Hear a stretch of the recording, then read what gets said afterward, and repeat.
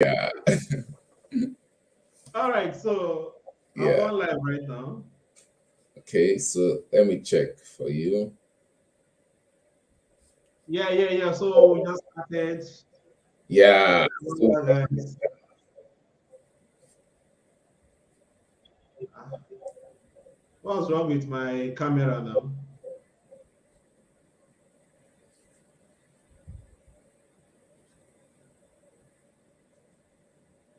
Sorry, are you seeing me, Kolade?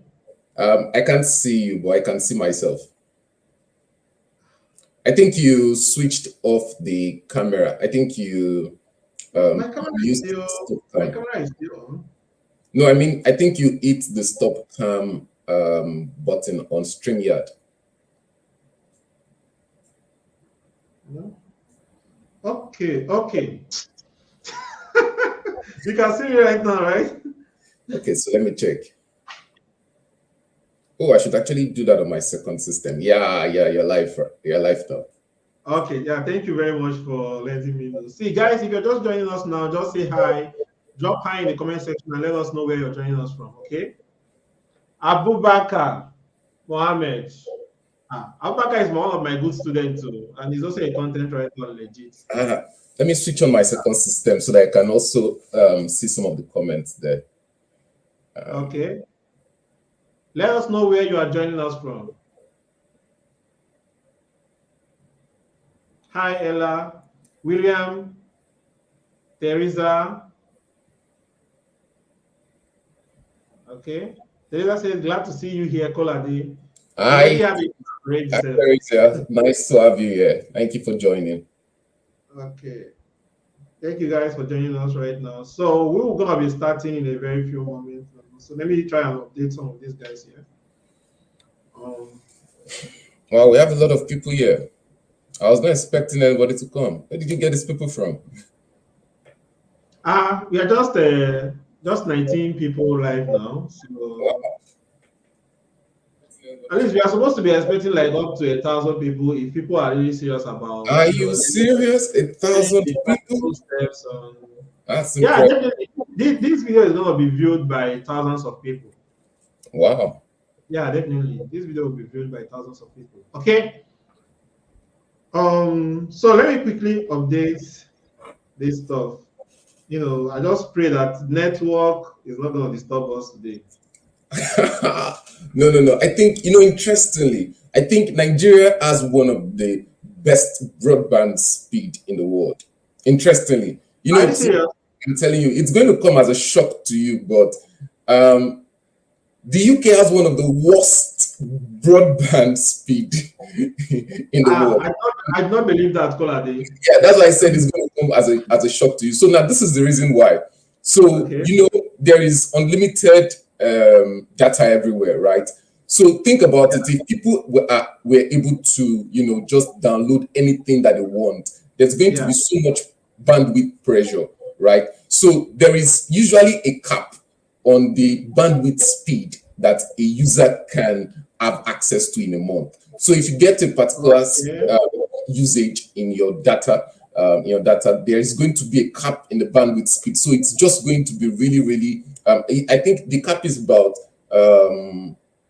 6 gig per hour, something like that. But I know there's going to be a cap, so it just reduces the speed of data you can get drastically. So, and again, depending on the location where you are in the UK, you may not be able to actually get a 4G network, depending on the Okay. location you are. And I know that, I think there's a 4G network in Nigeria. So, I Yeah. mean, it's, But it's, that 4G is not 4G. That thing is 3G. To me, that's what I feel. I feel that's not the real 4G that we're expecting. Because no, the download speed is still low and everything. So I don't know uh, for them.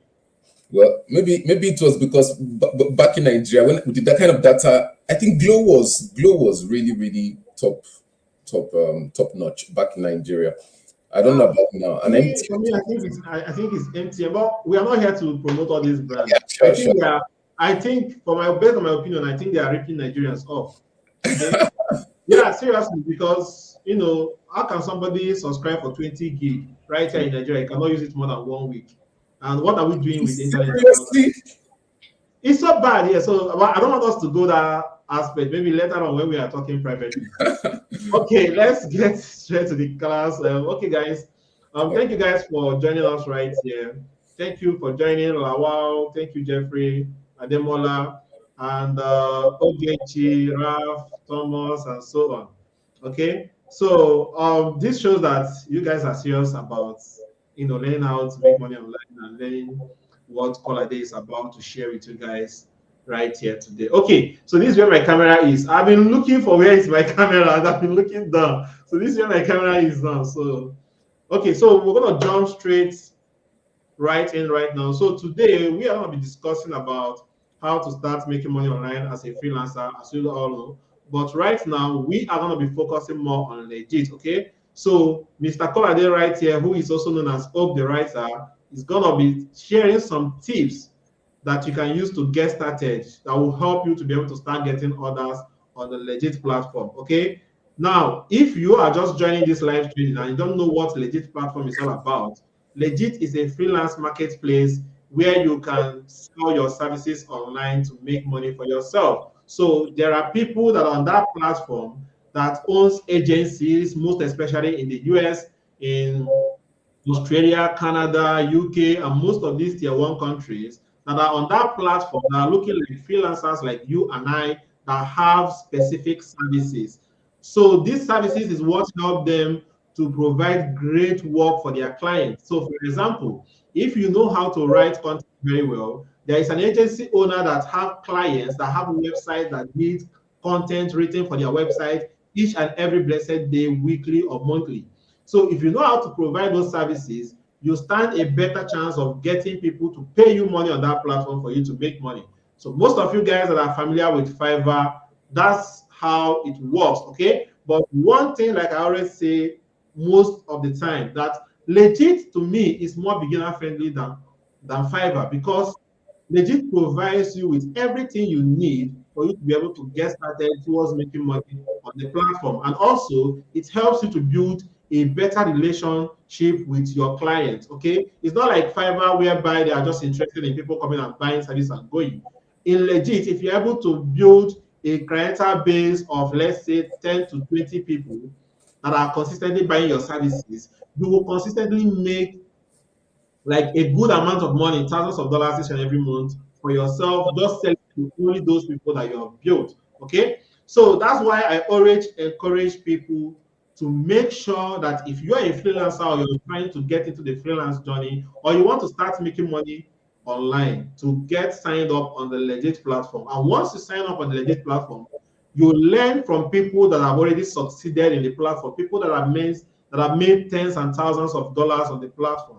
You learn from them, you implement what they tell you to implement, and you be patient enough and be consistent enough. That's how you'll be able to generate results on this platform. All right. So today, Kolade, who has made over $40,000, I think he has even made more than $50,000. Like he's making banger every blessed day on that platform. Okay. These are guys that are generating consistent orders each and every day on the platform. So I brought him here today to come and share with us what he's doing.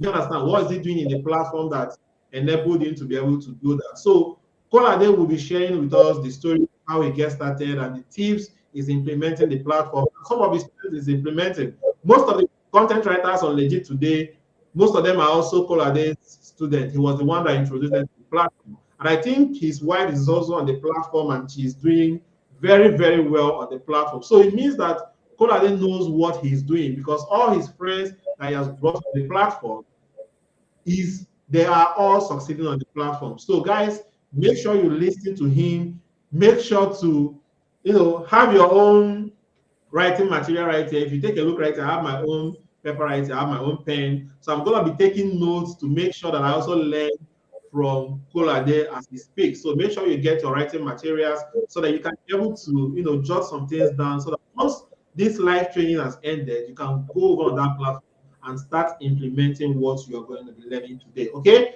so guys, that's the intro about it.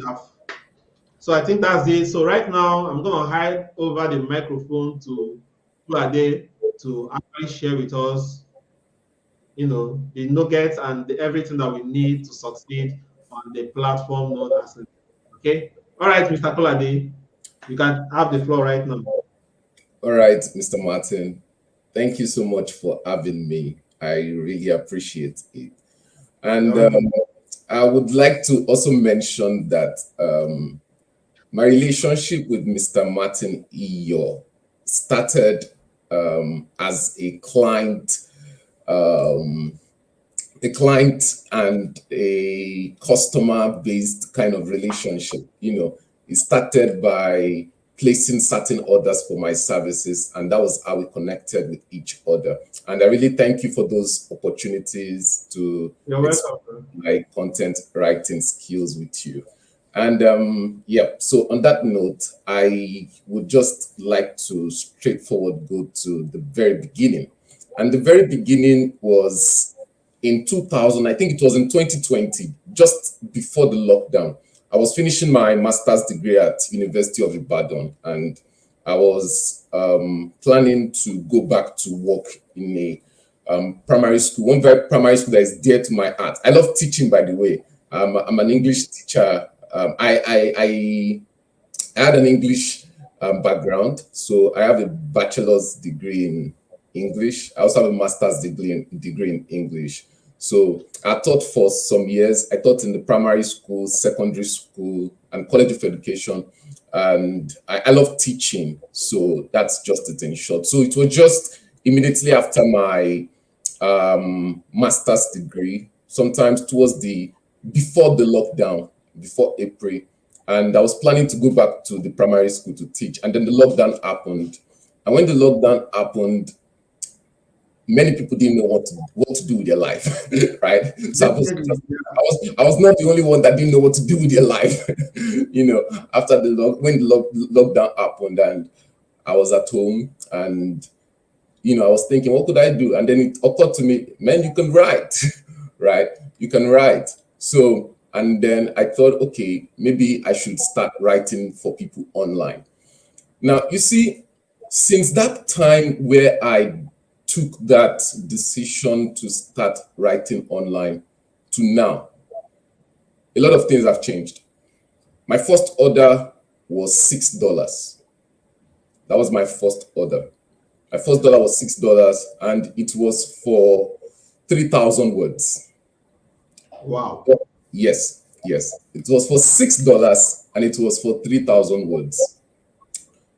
But now, if you go on my Legiit listing, you would notice that my lowest listing is $18 for 1,000 words. And that's Yeah. for non-software SEO optimized articles. For software optimized articles, it's $30 per 1,000 and per 800 words. Now, like I said, a lot of things have changed from that time when I had that $6 order.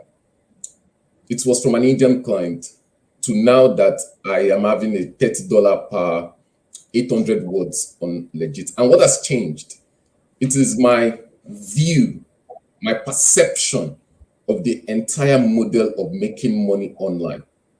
Now, I started with the excitement, with the interest to write because, oh, I could write. And I see many people come up to me and they, I can write. I want to make money out of it. That was how I started. But I would say if I'd kept on with that mentality, I would not have been able to scale the model in any way. Yeah. What changed from that time when I saw the entire Legiit, and in fact, the entire online making money process was the fact that I began to see it as a business, not just as a skill that I could offer. I began to see it as a business. If you see your making money online journey as a skill, at some point in time, you're going to burn out. That's just the truth. And at some point in time, you may not be able to get paid, right, the right amount that you're worth. So it's very important that when you want to start your making money online journey, you need to see it as a business. That's just it. See it as a business. All Now, right. sorry, I want to ask you something. You Okay. know, you talked about when you get started. You started in 2020. Now, Yeah. I could believe maybe around January or February, right? Yes, around that'll be around March or April. March. Okay. Yeah, yeah. I know So, it's before April. how long did it take you to get registered on Legit, and like how long did it take you before you get your first order on the platform? I think it was just about, to be sincere, I think it was less than 2 weeks.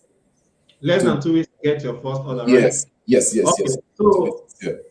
based on the people that you have brought to the platform, like your wife that is already doing well on the platform, how Yeah. long did it take them? What's the space for them to get their own orders? To be honest with you, maybe that same 2 weeks or 3 weeks. Okay. It was not up to 3 weeks. I think maybe 2 weeks. I think my wife got as I think the next day. I mean, my wife actually got our own order was very memorable. It was on our wedding. We had our wedding. It was on our wedding day she got our order. Yeah, yeah.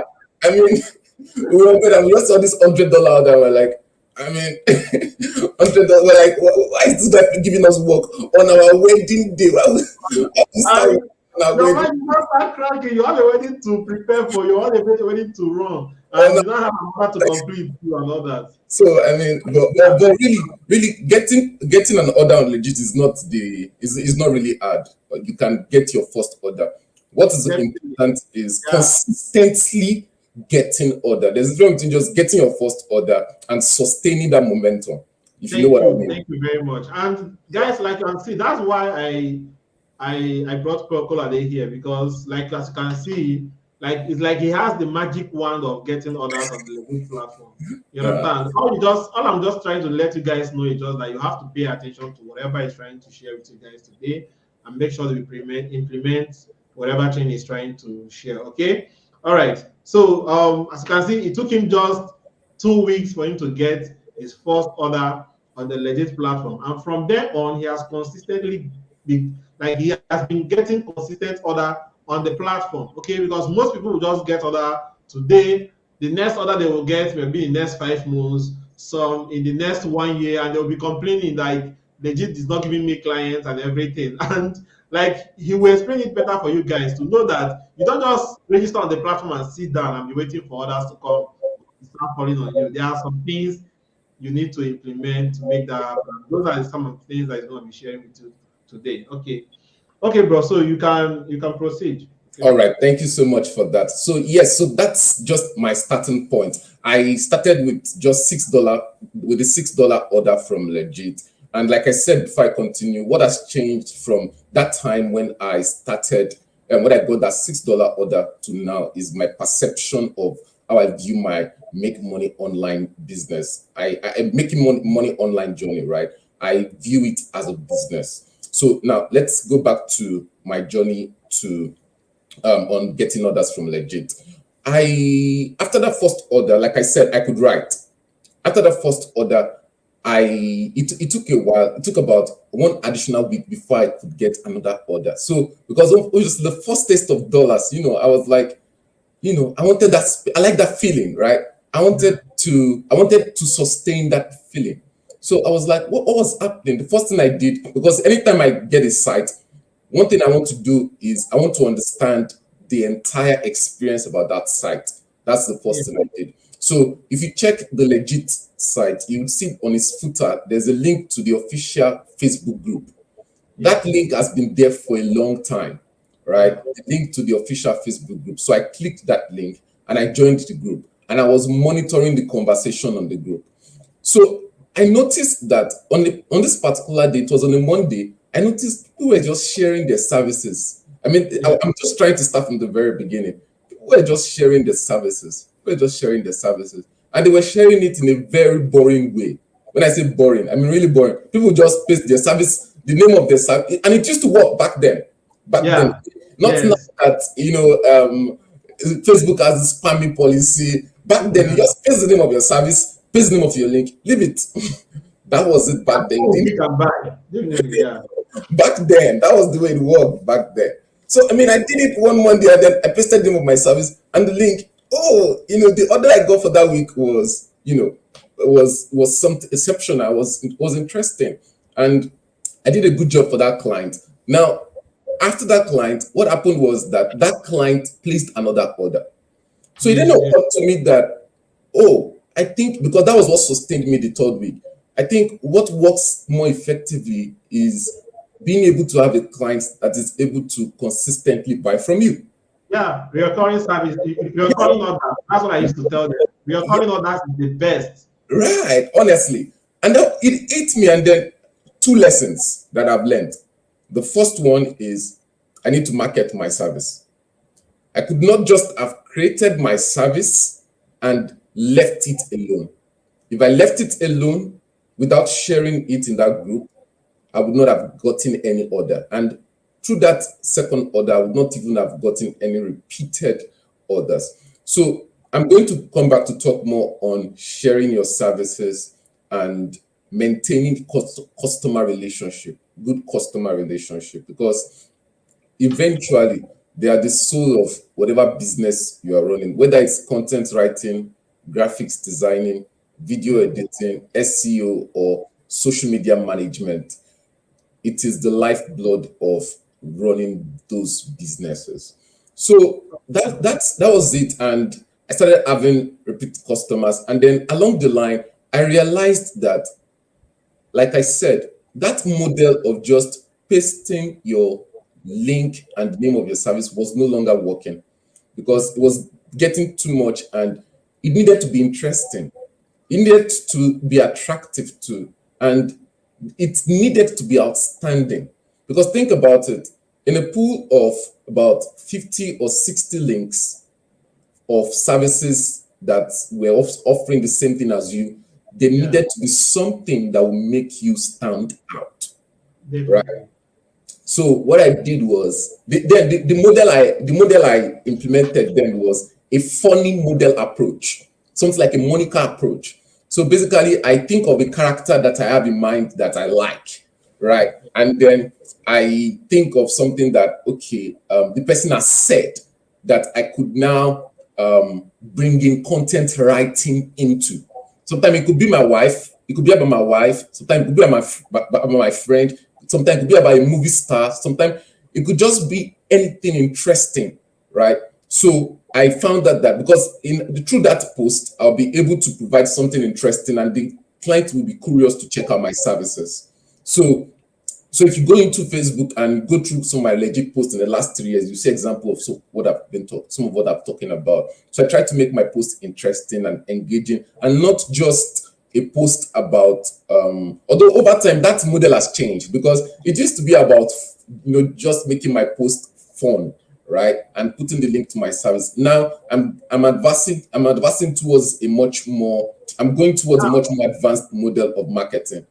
Yeah. Okay, so before you share, you share more on what you did and how you were able to get started towards getting consistent on the platform. So there is something I want us to do because I need to carry everybody that is watching this video right now.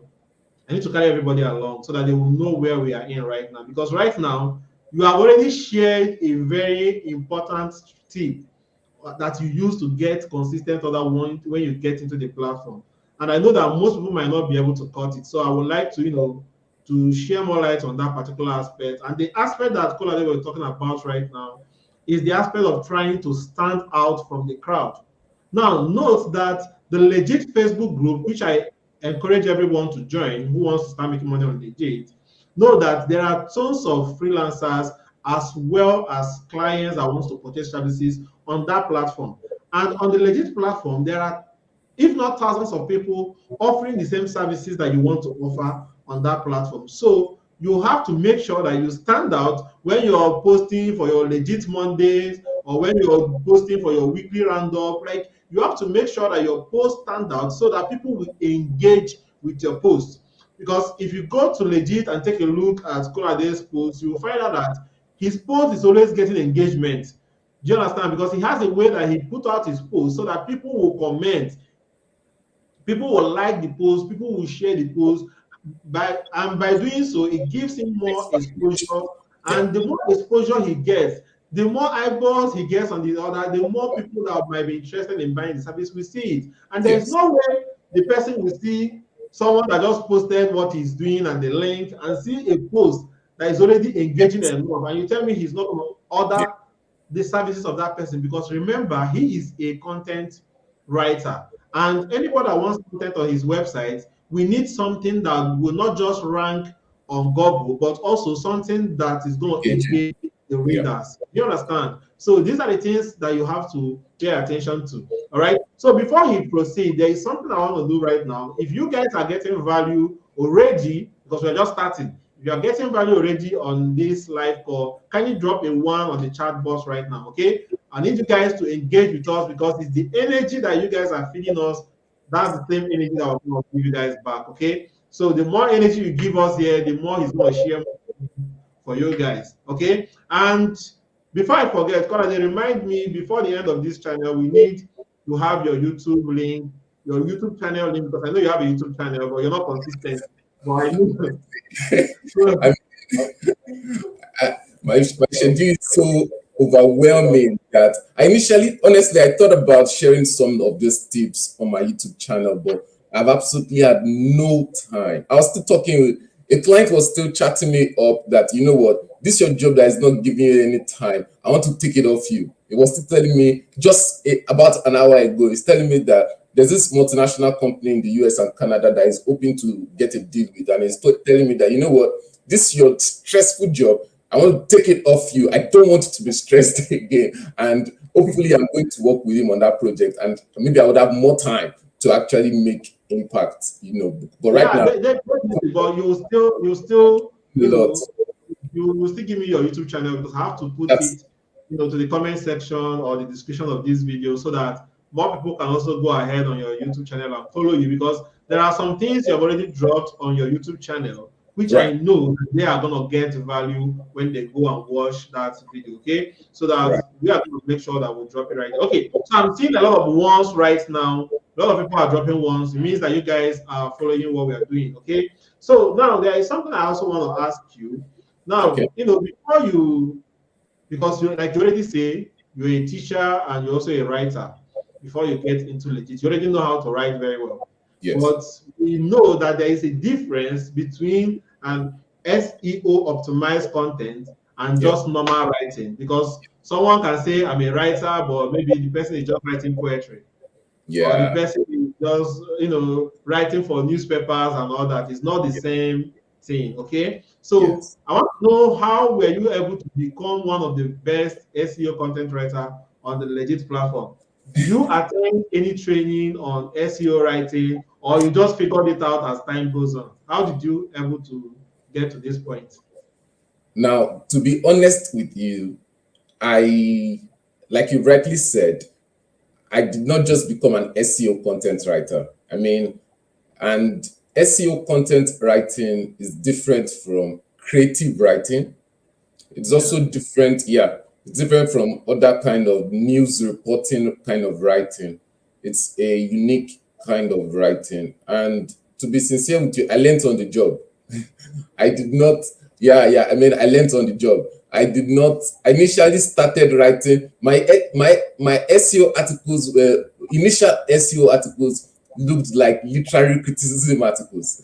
They were they were not they were not optimized per se. And yeah, so I learned on the job. That's just the truth. And to be honest with you, I did not really attend much training because I had to, like I said, I had basic writing background, and I Yeah. just had to research. I did research, and I was reading Backlinko and a few other blogs back then.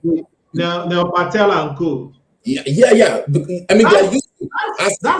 that's a $5,000 or $10,000 training already, because like you said, we are doing research and you are reading these guys' content. Like, these guys are the OGs when it Yeah. comes I to mean, SEO content they, writing. they have the proven record, track Yeah, record. definitely. Yes. Like the same way, like when I got started, because I actually started with, I was actually a programmer, because I was in Angola trying to work with foreign companies before Yeah. I now also learned normal basic website design with WordPress and Yeah. Elementor. So I started with that. So, but from that, I find out that most of my clients are asking me, after building websites for them, they will now tell me that the content person is going to take the content person 1 week to deliver. Yeah. So before, like I'll be like, okay, don't worry. Then 1 week later, they will send me the content and start asking me to go and fix in the content on the site. Yeah. Now, because the content writer is not a website designer, he doesn't understand how website design works. Layout. Yeah. So just like putting the kind of content that will just mess up Entire the website layout. design of the website. Yeah. So what I now did is that I first of all tell them that I think I can start helping you guys with the content writing stuff. Yeah. Well, the day I said that stuff, that was the day I started getting more and more that. And this is the funny thing. The funny thing is that I charge more Yeah. than most of the content writers on Legiit to write content for my clients. Yeah. Simply Yeah. because of what? They have already trust me because I'm their web guy. Any Yeah. problem, Martins will solve it. Whether Yeah. I have a malware issue, whether I have a design issue, well, Yeah. any issue, even if you want to convert a fully programmed website to a normal basic website, Martin is your guy. So because I'm their guy and I've built these people from building sites, what the day I told them I started messaging all of them, Yeah. people that I've built websites for, that I'm now also a content writer. And some of them were like, wow, why did I tell them this? And they give me the content. That was the same thing I did because before I fully get into Legiit though, I've tried blogging. Mm. And when I was trying blogging, what actually stopped me from blogging was money. I needed money. So blogging has to take a whole lot of time. You buy Blog- something, you pick one, blogging takes time. you'll be writing content every day before you Yeah. can be able to see success. So I have to stop it. But when I was doing that, I was learning from Baklinko and Neil Patel. Yeah. I was on their blog every blessed day. There is no day I didn't spend like anything less than I spend more than 2 hours every day Right. just reading what they are putting out. And then I also have my own blog site that time, irankbusiness.com. I think I still own the domain name. You still on business.com? irankbusiness.com. Do you own the domain name? I'm sorry. I think I still own it, but I'm gonna check, but I don't know if I have lost that domain because it's a very nice domain name. Irank Business. If you still Irankbusiness.com. So I was putting out my content there. Until it was not feasible again for me. I now have to start moving out and all that. But that's basically how everything works. No matter the training you are attending, reading content from other established SEO content writers is one of the best way for you honestly, to become very good when it comes to writing SEO content. Now, the same thing, because I know not only content writers are here. If you're a website designer, redesigning sites that top website designers have created is the best way to go. For example, the best website that sells very well on Legiit is local business website design. yeah. Because now one thing that you have to understand on Legiit is simply because most of those people there that are buying those website design, most of those sites is not mostly like their personal site. These are what we call the rank and rent websites. Right. You understand? So these are websites that they use to chase money. For example, as you are in Nigeria right now, then you can create a website concerning like a plumber or a plumbing website like plumbersinnigeria.com. Now, you are not a plumber, but what you are doing with that website is to make sure that that website is ranked in the top search engine. So that when somebody go to Google and search for best plumber in Lagos or best plumber in Nigeria, your website will show up. Now, when your website comes up and they click and they call you, your work now is now to sell that lead to a local business owner. So this is what most of these Oyibos are doing when they are buying rank and rent website. And if you don't work with them, you will not know what they are doing. Right. So from here now, this local business owner, because they know that this particular guy, let's say your name is Emma, this particular guy named Emma is always giving us leads. Yeah. Do you understand? So most of them will now rely on you to always send them customers. And because they're relying on you, you now give them like, okay, this is my cut for every customer I send to you. Now, when they start making money, they change their business model because that time, tons of people will now start reaching out to them and they will now be like, they will now start selling those leads based on the number of leads they give you in a month. So these are what these guys are doing with rank and rent websites. So you have to learn how to build those kind of websites. That's what's going to help you. And the best way for you to learn to build it is to go on Google, search for those local businesses, see the kind of website that's ranking on the top of search engines, go and start recreating it. And one thing you have to understand with most of these things is that you need proof. Like I used to tell them a lot, you need proof to show a client for them to buy your services. Gone are the days where you can tell someone you can do this and they will say, okay, do it, try and lock. But now there are a lot of people that are doing the same thing. So you need to have proof. If you're designing websites and all that, you have to like maybe get one domain name and create like 10 or 20 subdomain names under that one domain name and build out different niche websites on those subdomain names like plumbing, electrician, HVAC, tree companies. Like these are local companies that are always ordering orders on Legiit platform. So you have them. Content writing, I also advise them most of the times to also go and remodel content that are already ranking on the Google search engines based on the local keywords. Do you understand? Like, for example, something like best plumbers in Dallas, Texas.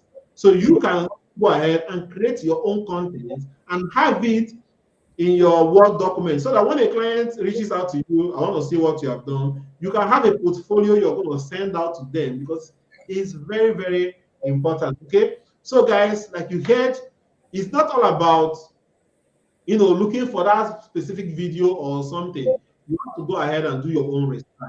Find Right. people that are doing well in what you want to do. Read their blog post if you're a content writer. If you're a content writer, like you recommended right here, Backlinko, go to backlinko.com. He's an SEO content writing guy. Go to neilpatel.com. He's an SEO content writing guy. These guys are good. If you read their content on how to write and SEO optimized content, you will learn everything you need to know about writing SEO optimized content. If you're a website designer, check out the local business website that are ranking on Google, recreate it yourself. If you are a graphic designer, anything that you're doing, just find something that you're going to recreate and have a good portfolio that you can show clients when it's time for you to start selling your services. Okay? Right. All right. So over to you, Mr. Kolade. Yes, thank you for that for buttressing that point. Indeed, if one wants to learn, because the truth of the matter is that before you are able to offer a service, you need to be able to understand what you are offering. Now, I'm going to be talking more from the angle of a content writer because I'm a content writer. I also, from being an SEO content writer, I've been able to also diversify into WordPress website design because that is what SEO does to you. SEO takes you beyond the realm which you initially want to focus. If you wanted to be a link builder, say for example, you just want to be getting and acquiring links for your clients and making your internal links work correctly, you would notice that at the end of the day, if you really want to be taken seriously, you need to know how to network, right? And how to have a community of your own and how to write pitches. So you need to, in the process of you working in the SEO industry, you are definitely going to acquire some other skills. So yes, back to my journey on the Legiit platform and how to get your order. So as I said, one thing that the first step I observed, or the two lessons I learned in my journey, was that number one, I realized that sharing my service was important. Number two, the customers that were returning to buy from me were also important. So I needed to nurture my relationship with those customers. Now, number three, I realized that over time, sharing and nurturing my relationship with the customers was not going to cut it. I realized that if I was going to scale, I needed more. I realized that just sharing in the in the Legiit Facebook group was not enough, because think about it, on Monday you have so many services that are eyeballing for attention too. So I'm going to be transparent now because I decided to come to this channel, and I'm going to be sharing. I'm just going to share value. So I realized that Number one, I had to be outstanding on other days apart from Legit Monday. So Okay. yes, so think about it. If everybody's posting on Legit Monday and then nobody's posting on Tuesday, Wednesday, Thursday, Friday, I mean, there's no attention on any service, right? So I thought, okay, if I could come up with certain interesting posts about the community, or maybe interesting posts about other trending topics that could bring attention to myself, it's also going to make me outstanding on a Yeah. different day from Legit Monday. So there was this guy that was the strategy I usually thought. So usually when I realized that okay, everybody had done their Legit Monday, it could be on Tuesday, I can find some different topic to talk about, and I may not promote my service. Yes, I may not promote. It could be a topic about my personal life. I could Yeah. share something because when you personalize your business, when customers know you intimately, they tend to trust you because they want to support your journey. They want to support your because they want to support your brand. They are not just buying a content writing service. They will feel like they know. Yeah. Oh my God, is this your network that is doing this stuff? Because I know it's not my network. I think something is wrong with your You network. Sorry, can you hear me now? Yeah. I can hear you. But I think your network is disappointing you. Yeah. So you're back. You're back right now. Stop. Oh my God. Hello? Right. Yeah, you're back. You're back. You're back now. You're back up now. Oh, okay. Yeah. All right. So, okay, you can go on now. Yes. So as I was saying, one thing I did, I'm still talking on the strategies that I used to increase my orders on Legit over time. So I realized that okay, I had to make contributions on other days aside from Legit Mondays that would still attract attention to myself. And for someone that missed my post on Legit Monday or Tuesday, when they engage with one of my posts, say on Thursday, for instance, that is relevant. Not that promotions are not allowed on Tuesday, Wednesday, and Thursday and Fridays. They are not allowed. So that's why I said I just try to provide informational content and a personalized post, really, that would make people be interested in my services, not just my services, but also my brand, right? Because I realized that one thing that will make you outstanding is if you brand yourself, if you make people connect with you personally, they would want to contribute to your journey, right? So I've noticed that. And I realized that when I did that, I got people that were contacting me just because they liked my post, or just because I've had someone that said, oh, they read this post and they're reaching out to do a work with me just because they read a post, not because I was even promoting a service, right? So it's about personalizing my services. So I realized that I needed to personalize my service and not just talk about my brand, not just copy. And now back in those days, there was no chat GBT. Fine, there was Jasper, but Jasper was paid. Now that they democratized access to AI tools, anybody can just use it. Back then, AI tools was paid. Most of these AI tools that you have now, they've been in existence for over 5 years or more. It's just that they were paid. Yeah. They offered as paid services, but now that the big guys are coming on the game, they are making everything free, and every canary is jumping on it. But then it's also an opportunity for you to enhance yourself, but you need to know what you are doing really if you're going to be using those tools. So back to what I'm saying, I used to write informational posts that would personalize my service. And of course, I'm not overtly promoting myself. I'm just providing value that would attract more views to my profile. And of course, by the time they click on my profile and they go through my previous posts, they will see my marketing offers and come to my service, right? Now, I'm still talking to you about how I grew on my Legit. And I realized that my orders were growing from that point. And to be honest with you, that was just the model I was following. And over time again, I realized that the orders were still not coming as they were supposed to come. Because over time, like I said, these models that I'm discussing, other people were also adapting it. students that I was teaching, they were implementing it, and Yeah. obviously there was competition. So I realized that I needed to do more again. So you see, this is the fourth step of my progression in getting orders on Legiit. And the first step was promoting in other SEO groups. Now, I realized that if Legiit was had SEO guys, right, then it would mean that Legiit Facebook group was not going to be the only Facebook group that had SEO guys. And like Martin rightly said, most of the guys on Legiit are digital agency owners and people that had connections with digital agencies that were looking to work with freelance content writers on behalf of their clients. So I realized that maybe I could target these guys. And at this point in time, I think it's important for me to draw your attention to something, which is that I must also be playing with you. I did an important work of profiling my ideal audience, like my ideal client. I did a profiling of who I wanted to work with, who were my ideal clients. People that I knew that at that point in time, even if I was going to be working with Nigerians, there had to be someone that understood the digital marketing industry. And I guess that was why Mr. Martin fitted perfectly into my ideal client at that point in time. So I knew that I was going to, because the services I was offering was SEO content writing, not creative writing. I'm not looking for people that want to buy poems or people that want to buy plays or people that want to buy scripts for movies. I was looking, that's why it's very important. If you say, okay, you have the skill to write, who are your ideal audience?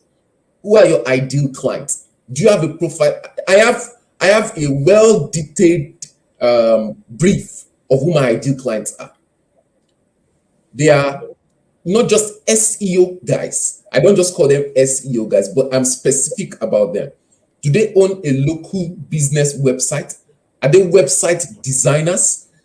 Are they guys that are looking for links? Like there's some people that back then there's what they call these link farms, right?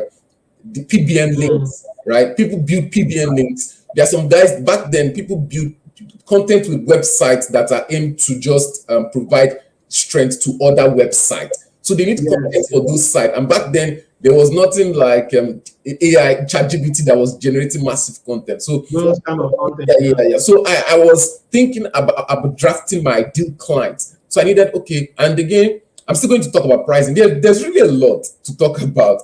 So at that point in time, I was discovering that I needed to model my ideal client. As I was learning the strategies for promoting my services, I knew that I needed to model my ideal client. Who were they? Now, what was their income bracket? I don't want to be working with people. These are lessons that I learned over time. I did not learn it initially. Indians, fine, had lots of jobs for me, and their pay was not really good. But I started with them, and you know what Martin said initially about how I earned my SEO content writing. I told him it was on the job. Most of the jobs I did in my early days was from Indians, and I was earning my skills with these jobs. Really, I was earning my skills with these jobs, and they didn't really pay well. But it was not really at that point for them. It was not about the money. It was about earning my skills. So my ideal clients I knew were either going to be living in the US, Canada, or I don't like UK clients really, but there's no money in the UK. People will not believe this, but there's no money in the UK. They're kind of stingy. Even to tip you is very hard. but interestingly, I've had some UK clients that were very, very good to me. I have had some UK clients that were very good to me. So my ideal clients were UK, Australia, and Canada. Australia's too, they can be very stingy, but they pay well. So I had some. So I think I like US and Australia more. Yeah. Those have been my best clients. Yes, right. Yeah. US and Australia, like those have been the best. Yeah, so I knew they were going to be in US and Australia. I knew they were going to be digital marketers, or they were going to be owners of SEO agencies. If they were not owners of SEO agencies, they were going to be SEO managers.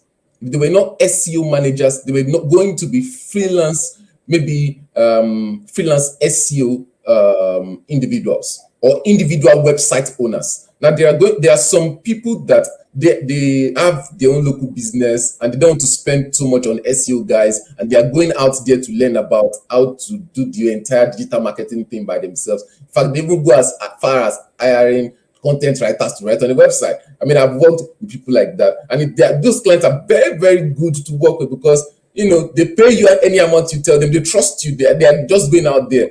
They trust you when you build them. So I mean, I had to profile this client, and I knew that since some of them were already on the Legiit Facebook group, I knew that they were going to also be hanging out in other Facebook groups.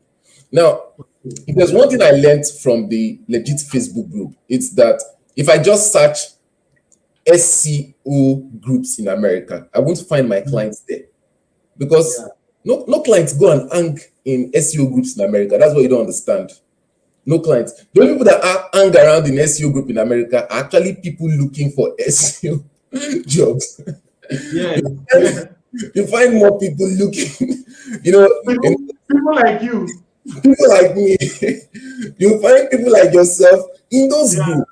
So I realized that, so what I did was some of those, although this is not professional, some of those customers that I've had ordered with, I added them as friends. So when I added them as friend, I was observing their posts because you need to know your clients intimately. You need to understand your clients very well. I was observing their posts. At some point in time, they would share certain posts from links from certain groups that they were hanging out. So that was the first opportunity I had. They would share links to groups that they are in. That is the best way to enter any group that you want to find clients. If you are finding through the Facebook search, the algorithm will not favor you. They would be putting you in groups because these are lessons I've learned over time. And I hope that if I share these tips, it's going to help you to reduce the time that you spend looking for very realistic clients. So if you go out there searching for content writing groups, my brother, you find the kind of groups like my group. It's just my group now that I've been trying to be intentional about my group. The objective of my online groups in Nigeria is to actually direct clients so that I'm making it obvious that we need clients, or we also have freelancers that are looking for content writing jobs in that group. But most groups generally, they are groups where you find other people like yourself. So the ideal groups is if you can, so like I said, some of those clients, of course, I had known them. They are taking orders from some of them. I followed them on Facebook. They were sharing some of the links to some of the groups that they were in, and I was joining them. And another strategy again that I used was, like Martin rightly mentioned, the rank and rent niche is something that is really, really it's something that is really, really, I would say, profitable. The rank and rent niche, and a lot of digital marketers over there, they try to even sell it as a business model to their other people, just like we sell these MLM models in Nigeria. So they have people there that want to sell the rank and rent model to other people. I'm talking about the model itself, like telling people that, you can make money through rank and rent. Now, you see, the people that are trying to join the rank and rent model, the truth of the matter is they would also need content writers. So what I did was I joined some of those rank and rent group. You see, now it's no longer SEO that I'm talking about, but they are related, because for you to rank and rent website, you need SEO, right? So when I joined the rank and rent group, I began to see even new people that were joined that wanted to own their website, but they also needed content.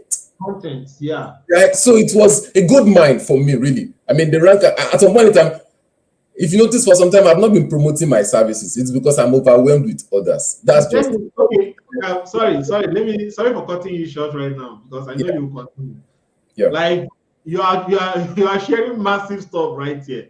Okay. Like the information you're already sharing right here is something that, like, I used to tell them that most of the information that I will come here on YouTube and drop for them is things that people are charging them 100K, 50K, 200K to teach them and all that. But there is this thing about sharing something when you have gotten to a certain point. Like, it looks as if like God just blessed you and you are supposed to also bless others.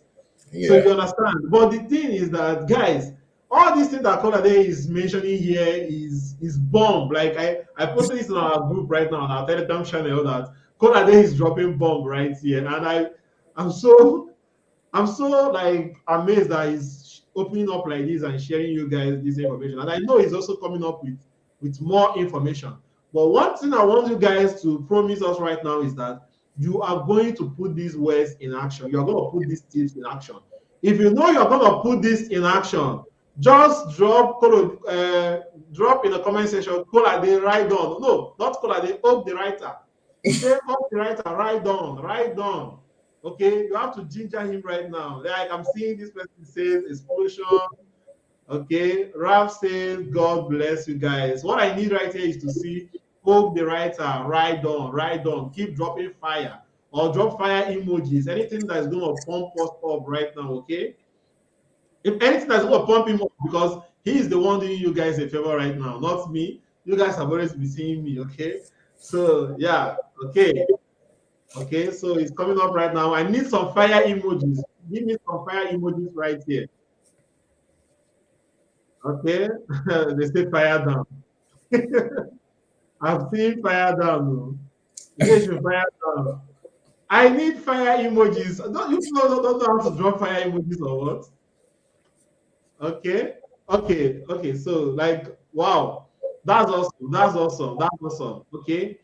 I don't know why his network is hanging the comments. Okay, I know it's coming. Network, it's coming in small. Okay. Who is asking? Who is asking how do you make money on this site? So all this stuff that Kolade is talking about now, you have not been following us or you're just joining us. If you are joining us, please, the recording of this video is going to be, it's going to be dropped on the YouTube channel. So, but make sure you are live because I can't promise you that. Okay, like I used to say, I want you guys to be live so that you can also ask questions because towards the end of this section, we are going to give you guys some opportunity to, ask questions directly so that all of them will be able to, respond to you guys' questions. Okay. All right. Okay, bro. So you can proceed. Okay, and maybe I should add at this point that to make the work easier for them, because like you rightly said, someone that has gotten to a particular stage, and I think as you know yourself, as a freelancer, the money you earn on the freelance site is really not the real money that you've earned. I think I have actually earned twice that. What I have on Legiit is just the Legiit earning. I've actually earned twice that amount. More than When I was at $10,000 on Legiit, I had earned up to $30,000 at that point in time when I was off Legiit, obviously off Legiit because because most clients, like just like you mentioned, and let me also share it. Most of the clients, the reason why I don't even post on Legiit again or come on the platform is that most of my clients work with me directly. Yeah, that's it. They just send me an email immediately. Martins, this is something I want to propose. Take a look at it. What do you think we should do? Most of them now, I'm now like a consultant. Right. If they want to get a job, then the client wants to know if they know what they will do. They will get the client and get what the client is requesting for and send it to me first and ask me, is this something that we can do? Yes, this is the level you need to get to. If you get to this level, you don't need to be concerned about what policies that they are making in this country and all that. Yeah. You don't need to be bothering yourself about what is happening on the freelance platform you're working in, whether it's going to go down. If Legiit go down tomorrow, people like me and Kola will still be making money because of clients are like, there is this course I shared with you guys for free on Skillshare. There's a course I have on Skillshare that I shared with them more than 10 ways for them to be able to get clients. And I also shared how they can also sustain their clients. But I think that video is not on that Skillshare class, but I'll try and upload it there so that most of you guys that have been watching that video on Skillshare will also, I'm going to include how you can be able to make sure that you build a thriving freelancing business. Remember, this is a business. This is not just a one-off something. Stop seeing it as a side hustle. That's the problem most of you guys are having. I'm going to include that class. It's going to show you guys how you can build a thriving business. And the best way to do is to make sure that your clients can reach you directly without the freelance platform you're working on. Because if your clients can only reach you from the freelance platform you're working on, It means that if they kick you out, you will lose access to that client. It means that if the freelance platform goes down, you will go down with that freelance platform. The person that built Legiit, which is Chris M. Walker, the reason why he was able to become successful when he launched his platform, Legiit, is simply because almost all his clients followed him to come to Legiit to start ordering services immediately. If not, freelancers like us will not go to the platform and be looking for jobs. But because he took his time to make sure that he has a good relationship with his clients, and he took his client does not rely on the platform he was working before. Do you understand? So immediately he moved, he can just easily send them an email or send them a WhatsApp message and let them know that this is the platform I am now. If you want the best people for your job, this is the place that you are supposed to be ordering from right now. Okay, so this that I just shared right now is very, very important. Always think very far. Always think, see this as a business. Always think 2 years, 3 years, 4 years from now. That's why I always encourage you guys to make sure that you land the job you're trying to provide to your client, or you make sure that anybody that you're drop serving the service to has the capacity. Okay, when I was drop servicing some of my services to Colade, I have tons of people that can do it for far less the amount I'm paying him. But the reason why I choose him is because I know he's an expert, that he can deliver the kind of quality work that I can also deliver to my client. So instead of me trying to, because I have a lot of works coming there, so I'll easily outsource it to Colade to do for me. And he's come and he will deliver an outstanding jobs that will make me to also have that, top-notch trust from my client, and they will keep on coming back to order from me. And because they say that Martins always deliver and he delivers good quality works. Okay, so have it in mind that you don't just need to rely on that freelance platform. You need to make sure that your client can also, you have a personal relationship. I'm not going to tell you what you need to do, but you should know what you should do. Okay, I'm not telling you to drag all your clients outside from the platform. No, that's not what we are saying right here. But what we are trying to let you guys know is that you need to have a good relationship. If you have a good relationship with your client, they might even be the one that will ask for your personal details. They can ask for your emails. They can ask for your phone number, because in most of those platforms, if you are the one that asks, they will block you and kick you out. So don't go there and be telling somebody, this is my phone number, you can contact me personally. Yes, don't do it. Don't do it. But if it's the client that reaches out to you and asks for your email, easily send them your email, because once they all these platforms, they go through your chats. Yes. If you don't know, they go through your chat. So if you go and have a client that has been buying services from you and you tell him, let's move off from this platform, immediately if you wake up, you'll not see your account again. Yes. All right. So allow the clients to be the ones that will reach out to you. But there are things that you can do that will make a client to want to have a personal relationship with you. So that's what he's saying right now. Okay, bro. So you can write them. Also, again, just to add to what you are saying, you see, I usually encourage people to build a reputation. That's what I was saying. My second point, that you need to build a reputation. You see, so because if you don't build a reputation, it can be difficult. And concerning platform clients, I would say that I leave platform clients on platform. I don't try to take, because if there's one thing I have realized, it's that when you have platform clients on platform, they boost your profile. For example, when they leave reviews for you, it increases your profile visibility. So usually I leave my Legiit platform on Legiit. I don't try to take my clients off Legiit. And again, the reason why I do that is because I want to boost my reputation on Legiit. So when it comes to Legiit, I said something initially. I said a lot of things have shifted. A lot of things has changed from my first $6 on Legiit to now. And like I told you, it's the idea of how I perceive my entire make money online model. So it's not just as a freelancer, but as a business owner. Now, as a business owner, you can have branches, right? For example, you can have branches in Akure, you can have branches in Abuja, you can have branches in Lagos. And the branch in Abuja should be treated as a branch in Abuja. You should not try to carry the branch in Lagos and impose it in the branch in Abuja. So I deal with my Legiit plainly with clients plainly on Legiit. Now, Yeah.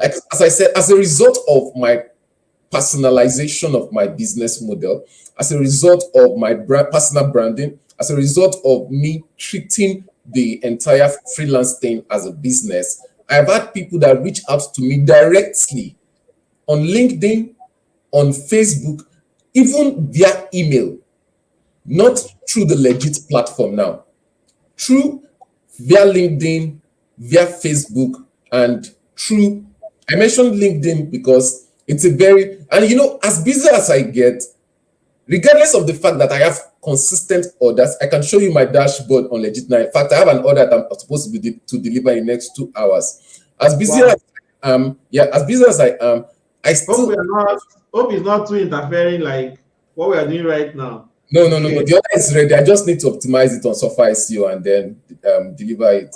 So I still have to go out to this marketing point and share my services. Now I'm going to, at the end of this video, like I said, this is just a chance that Martin has done, and I'm just going to try my best to provide value. At the end of this video, I was talking about how I expanded my marketing strategy by marketing in other groups that are not legit, and that obviously are not the general search term SEO groups, right? So I'm going to share a list over time, because at some point in time, what I did was to make my work easier. I compiled a list of Facebook groups that had SEO clients looking for SEO content writing jobs. But obviously, those groups were not named SEO content writing. They focused on other services like maybe, website design or rank and rent or lead generation models, or they were tools. Some of them were SaaS-based groups that focused on software as a services, right? That had customers. Just think about the customers that were using SaaS tools. Most of them own websites, right?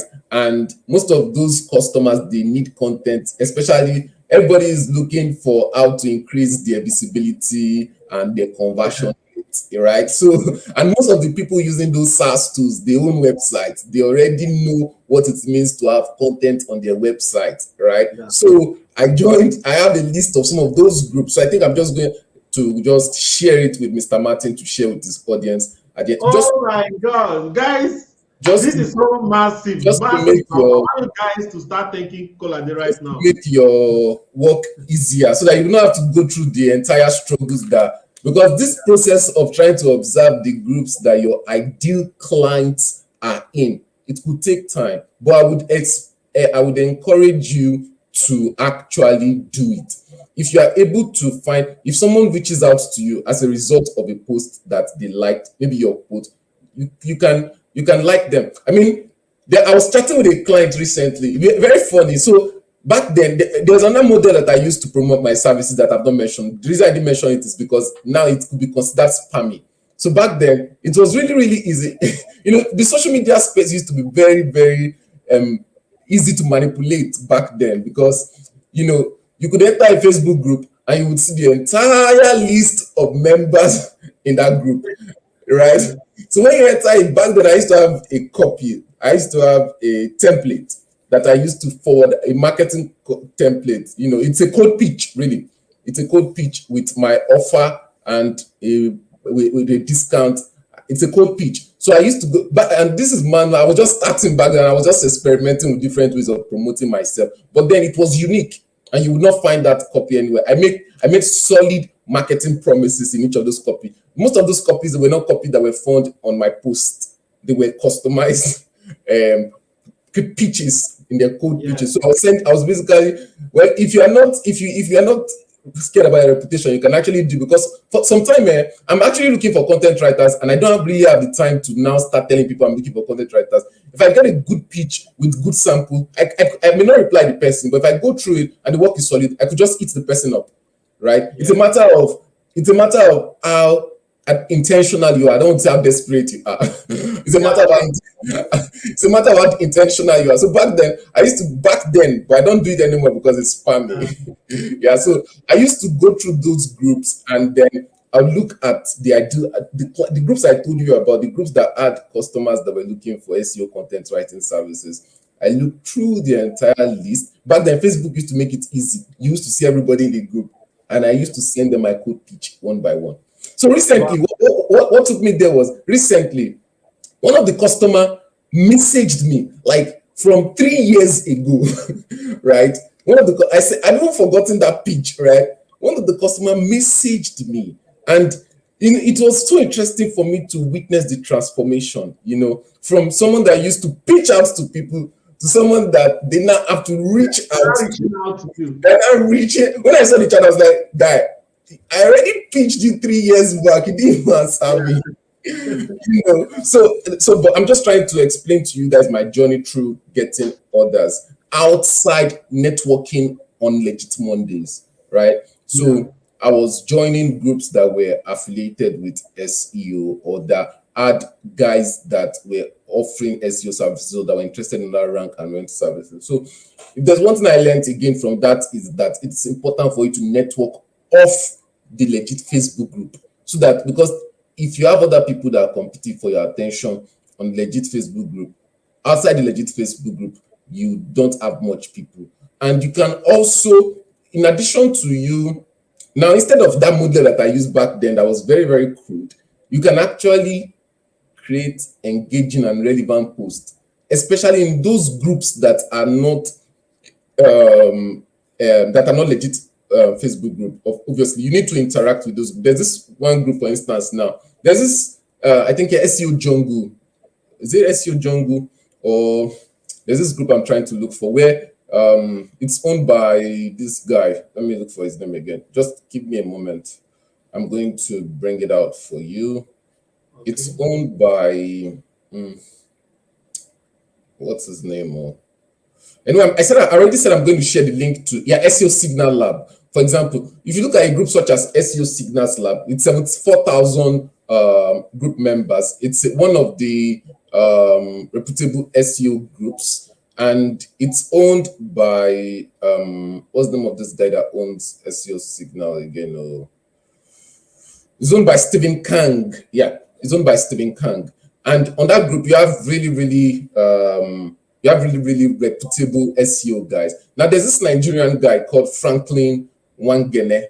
I think his name is Franklin Wangene. If you look at his approach is making, for instance, if there's a recent SEO update, you can make commentaries on them. And some of those contributions could be very controversial, and it will ignite people to comment on those posts. Now, if they comment on those posts, when they come to his profile, they would see because obviously his profile has been optimized. Now, mind you, I'm not even talking about his legit profile here. I'm talking about his own personal branding, right? Now, if you go to my younger brother too is also on Legit. So this is something that is proven. My younger brother, my wife, everybody were on Legit. So my younger brother, his approach is he also joins some of those groups. When he joins some of those groups, there's a trending SEO issue. He comments on them using memes. He has a specialization in funny memes, generates funny memes, and then, of course, people that also align with that same energy, especially the angle that he has used to come on the subject matter, they begin to comment, and they can actually go through his profile, and anyone that wants to offer a service, because he's constantly commenting on that issue, it would first of all come to their mind. And he may be lucky at that point in time that someone needs his services, they would quickly eat him up. Once they've eat him up, he can add them as friend, and then he's expanding his client base and client reach on a personal level, right? Yeah. Now, this time I'm not even relying on a platform. So whenever he makes his personal post, they would see it on his personal profile. And now, interestingly, the Legit model has evolved, because if you look at the way the owner has designed the platform, he wants to target it to business owners, so that business owners that are looking for freelancers will be able to relate to them on a business level. And I also realized that right now, Legit is not even supposed to just work as a profile, like as a platform whereby, okay, you just create your service or you list your service and you leave it. It's not created to work like that. It's supposed to work like I mentioned initially, like a branch of yourself, whereby, okay, you can relate with your clients. You need to still go out there and do the hard work of marketing, networking on the Legit Facebook group and off the Legiit Facebook group. You need to go out there. And honestly speaking, all the strategies that I discussed with you were what I implemented. And honestly speaking, the customer kept coming. And the next stage was me retaining my customers, because I needed to treat them well. I needed to do a good job, and I was trying to reach out to them. So at every month, I have this broadcast message that I send to all my customers, and just so that they have me in their mind, right? State of mind, that is very important. Yes, so that they are, because it's easy to forget. You're a freelancer, don't forget that. So it's easy for them to forget you. You can So easily be replaced. You're not the only one yeah, doing you what. can easily get replaced. That's the word. And So there's always someone that has the yes, same skills level as you, that is willing yes, to charge less than yes. you. Than So you, yes, you yes. have to you You have have to to be on it. make yourself to be in a way whereby like You they are not can easily hear. forgotten. You are not easily Like forgotten. one, you cannot they will not forget you one, but secondly, they will know like Colade charges more than this person, Right, but I'm more comfortable giving Colade this job than this person. Do you right, understand? right. Okay, so now guys, now there's something that you have to understand right here that you mentioned, which a lot of people find it difficult to understand. Now, the money you make from most of these freelancing websites, or don't just rely on this freelancing website, okay? Because they are like they are like how will I put it? It's like just like as we have Facebook right now. Imagine someone that built his life just on Facebook. So if Facebook closed down today, now what will you do? Will you go hungry? Will you start starving because Facebook closed? Do you understand? So you have to understand that these are avenues for you to be able to do what? Increase your chances of getting more clients, marketing yourself out there and all that. Legit should not be the only place you're marketing yourself. You have to go outside of Legit. You have to utilize other platforms. You have to be creative, okay? Because like he mentioned right now that what he what he has earned on Legit is like 1/3 of what is generated from his freelancing career. So if he has earned like $50,000 on Legit, it means that he has earned like over $150,000 on his freelancing alone, just Not up freelancing. to 250K, my brother. Not up to 250K.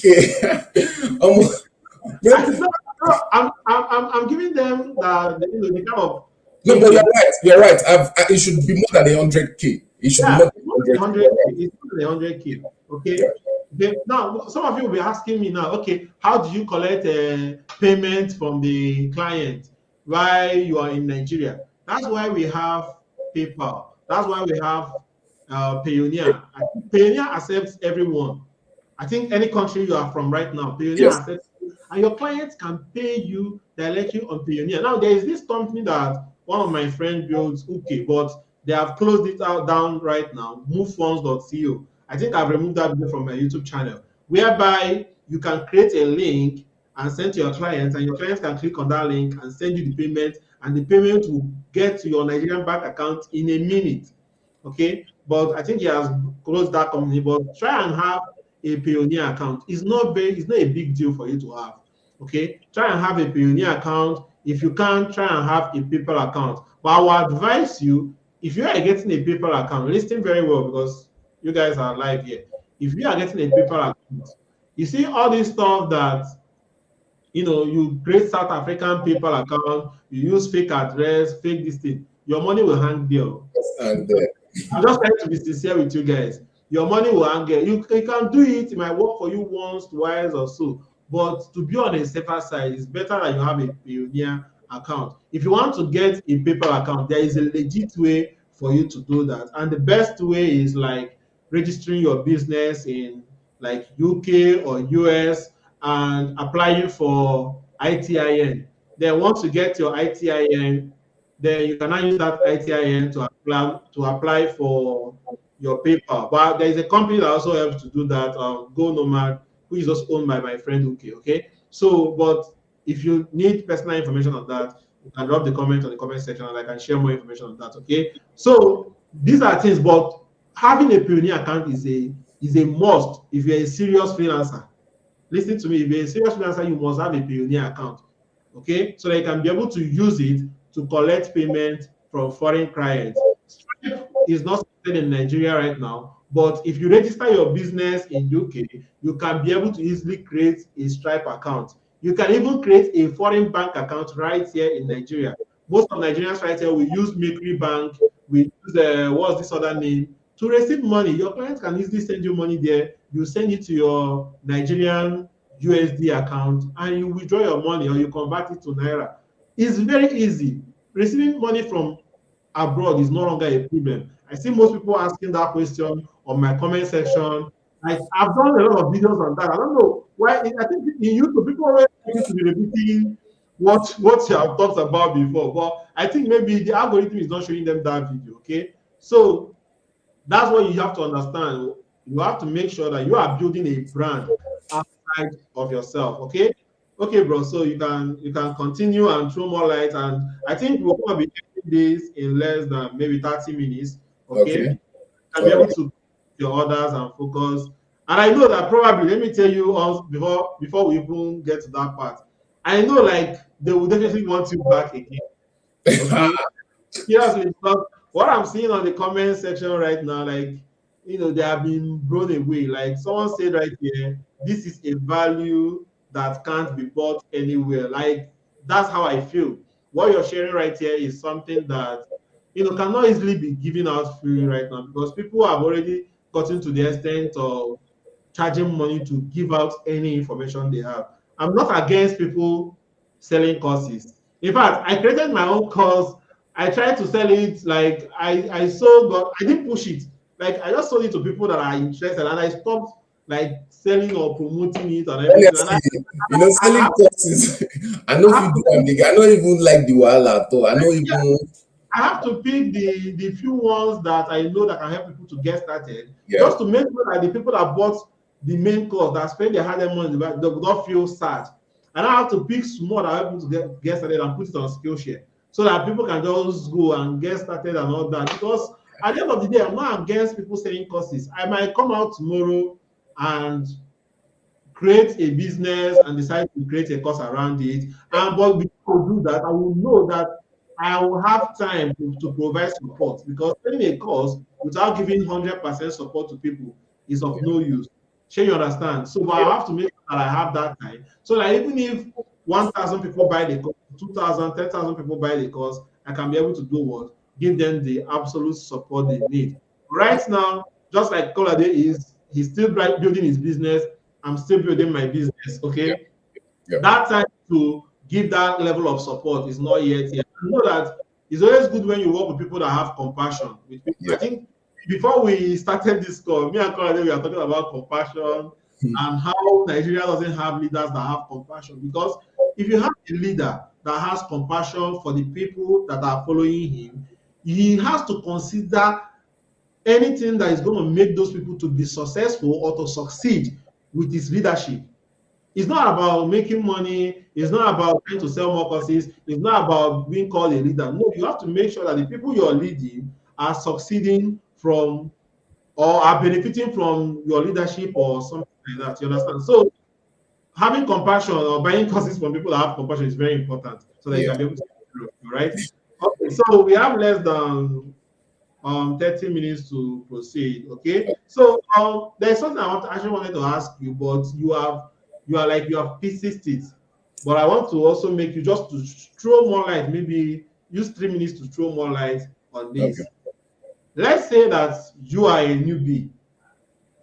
You are just watching this video right now. You're on this live class. You're a newbie, and you know how to write, but you're not that good with SEO content writing, and you have not created your account on Legit, or you have just set up your profile on Legit, but you want to know how do you get started now. Like after watching this video as a newbie that doesn't have any experience in content writing or anything, how do you get started? Can you use just like 3 minutes or to 5 minutes and walk us step by step how you will get started, how you can be able to increase your chances of getting orders in the next few weeks, let's say in the next 1 or 2 weeks, and how you can be able to make sure that you build a sustainable freelancing career. Okay. So if I'm a newbie that is watching this channel and I want to start my freelance career all over again, what I would do would be to first go and create my Legiit account, get it approved, and as little as this may sound, you need your international passport. As insignificant as this may sound, you need your international passport. Because now, if you ask me why, you mentioned something about creating your Pioneer account. The truth of the matter is, Nigeria Pioneer does not accept. I'm not sure. The last time I checked, it does not accept name, but it accepts your international passport. Yeah, So he used to accept before. used to He accept used to name. accept, yeah, he used to accept name, voters card. But the Oh, last time that, because they were also in partnership with UK, so the last time they were having a call, so I asked UK and to tell them that majority of people are complaining that they cannot sign up because yeah, of their equipment. So they said that they now need the international yeah, passport. passport. And the Yes, reason again, sorry, before you continue, international passport is very, very important in anything that you want to do when it comes to payment. yes, I'm trying to let yes, you know now because tomorrow, if you want to get a Stripe account, or if you you, want to create your international, register your business in UK or yeah, US, you must have your international yes, passport. Go and yes. get that. So even if you're not traveling anywhere, I Just think get it's less than 30,000 or so for yes, 5 years. yes, So go yes, and get it. It's gonna help you yes. know what you're doing without any problem. And Okay. because you would need to be proving your identity, right? You would need to be proving your identity, and if they cannot prove your identity, it will be slowing your application down. But then that's just by the way. You can actually go ahead and create your service without it, but you need it along the line as you Yeah. keep. You will need to be opening a lot of applications over time, which you just need, right? But that's aside. So I would obviously go to create my Legiit Facebook account, and while I do this, one thing I would do, the first thing I'll do is to study the top performing services. Now, if I want to create a website design service, I will study the top ranking services. I will not just go and use the idea that I have of what I can offer, because the idea I have of what I can offer may be wrong and it may not work. So what I can do is I will study the top ranking services I want to list. If it's a website design service, if it's a graphic designing service, a social media managing service, if it's a content writing service, I will study the top ranking services. I will study their banner. I will study their service description. I will study even their link URL. What is there? What they have there and their tags. I'm going to study it. So after I have done that, I will now go ahead to research. I would research the reviews. I will look at the reviews. I will check the reviews of the top clients. I will compare it with the other clients. I will look at their pricing strategy. How are these guys pricing themselves? And what is my unique selling price? Like, what price can I know that, okay? And of course, if I'm starting, I have to start low. Because if you are starting, everybody is selling 1,000 words for $18. You now want to go and put you on, because you are a journalist, you are a seasoned journalist, you now put you on $50 per 1,000 words. You won't get, it's not a course. You may get order from your personal branding that you've established over time, but remember, you are a newbie. You're a newbie. So I won't sell, if I'm a newbie, obviously I won't sell 1,000 words, no matter how good it is, for $50, because obviously I've not yet gotten that reputation. So as a newbie, I will try to have a competitive pricing. A competitive pricing, not a low pricing. Because, over time too, I've discovered that having a low price at times can actually make people to think that, oh, maybe this person is not a professional. It, as funny as it sounds, I mean, I've gotten I've made more money from selling my high ticket services than my low ticket services. Yes. Yeah, and I've had more people come to me. I've had more clients come to me because I charge. In fact, I charge per hour working, what I'm working per hour, or maybe my $30 per 1,000 words. I've had more clients come to me to ask for my services than I've had when I was selling at $8 or $10 per 1,000 words. So when I say competitive pricing, I'm saying, for instance, if the medium or if the middle point of pricing for the service you are selling is between, say, $30 and $10, you should try to choose something between $12 and $5. Now, not $12 and maybe $13. Now, not just that competitive pricing.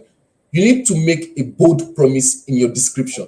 Say something like, you buy this service or you get your money back. I mean, make that bold. There are so many promises you can make, right? If this service is not credible, does not meet your expectation, you get a full refund because you are starting out. If I'm starting out, I'm going to make crazy promises, right? It's bold, well, it's marketing strategy, but you need to make bold promises that you can back up. You understand? Nobody said, nobody will even request their money back. Yeah, it's a marketing strategy. All they don't want you to do, maybe if you don't do well, they'll be like, Yeah. this content, I expected this, I expected, then you Yeah, fix yeah, it. yeah.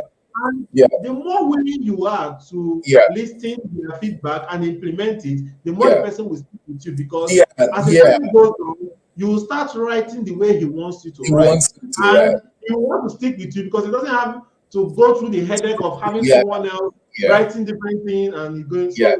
So honestly speaking, that would be my first strategy, especially in creating the description page. Because in writing the description page, I'm going to make sure I have a bold promise. I will use power words in my description page, and I'm going to carefully speak to the target audience. Like if you go through my service list pages, I speak to the industry, the tree, like you mentioned, the plumbing, the tree services, the HVAC, the construction niche, and the home design, home decor niche. I'm going to highlight those specific industry that I'm interested in working, so that when those ideal clients come on my page, they'll know that, oh, I do have this. And like Martin has rightly said, it's important for you to create a portfolio.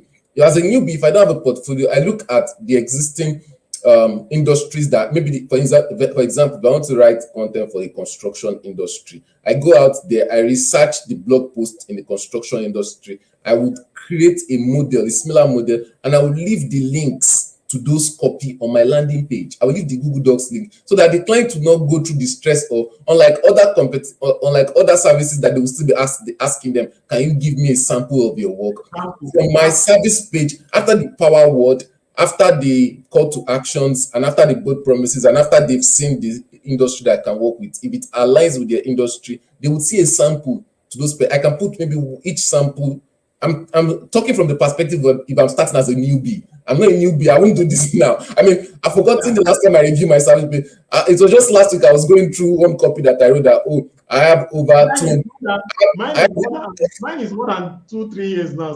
Yeah, so I mean, in my copy, I was writing, I have more than 200 reviews on Legiit. Meanwhile, I've crossed 700 reviews, right? Yeah. So it's not. I'm just saying, as a newbie, right? I know they send the copy again right now, but as a newbie, I'm going to optimize my description page, and I will attach links to my samples so that, and they are very good samples that are well optimized. We're talking SEO content here. Your tags, your heading tags, your spacing for readability. That's one thing that people, and you need to know how to use Google Docs.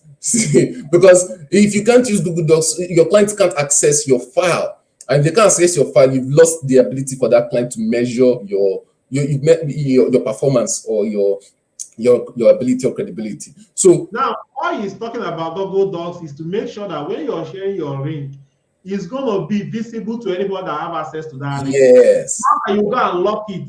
And it's not be telling me that you cannot read it because you don't have access. No. These are very easy. Little things really that help, that enhance your customers' access to you, right? That help them to improve their connection to you. So when you have that sample just beneath your service description, and that links to obviously similar content that are relevant in the industry that they want, they will not even message you. I'm sure they'll place an order. And don't forget to end your copy with a call to action. Now you've written a whole description of what you can offer. Encourage them to take a trial or to get to use your service, right? And of course, you can also format the page so that it looks engaging, because there are formatting tools. Use your H1, or of course in the service description, use your H1, use your bold to call attention to certain features and benefits that you can offer the client. Highlight your point. If you're talking about a particular paragraph, a particular idea in a paragraph, don't collapse everything like normal essay that you're writing, but give them specific subheading so that people can quickly grasp them. Nobody has that even that 10-second patience again to even go through a page. Under 5 seconds, capture their attention and let them get an idea of what you can offer to them, including your samples, right? Let your samples be well formatted. Use Grammarly to edit your work. And in fact, if you can give it to someone else to read and critique for you, and be open to criticism. As I am up to now, I still get critical reviews of my work. You know, criticism make you better. They enhance your work. They help you see the things that you've not seen in your work. And that's the only way you can grow, to be honest.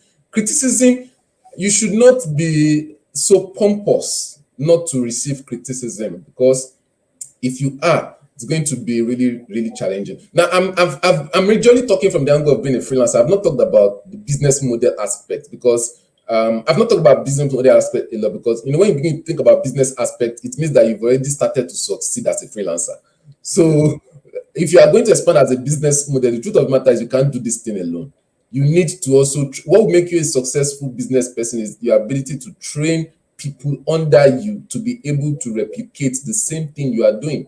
That way, you will be able to conveniently or comfortably expand or your business, yeah. what you are doing, right? So, if I, for example, if I have like 5 or 6 content writers that can provide solid content as I can, and that was what motivated me to create my online group in Nigeria, because I felt, oh, if I have a community of writers, I mean, at some point, I had to be, when I was expanding, there was no AI tool. My clients needed bulk content, and I had to create a bulk content writing service, and I was expanding. I had to be delivering about 20,000 words per week. I could not do that alone.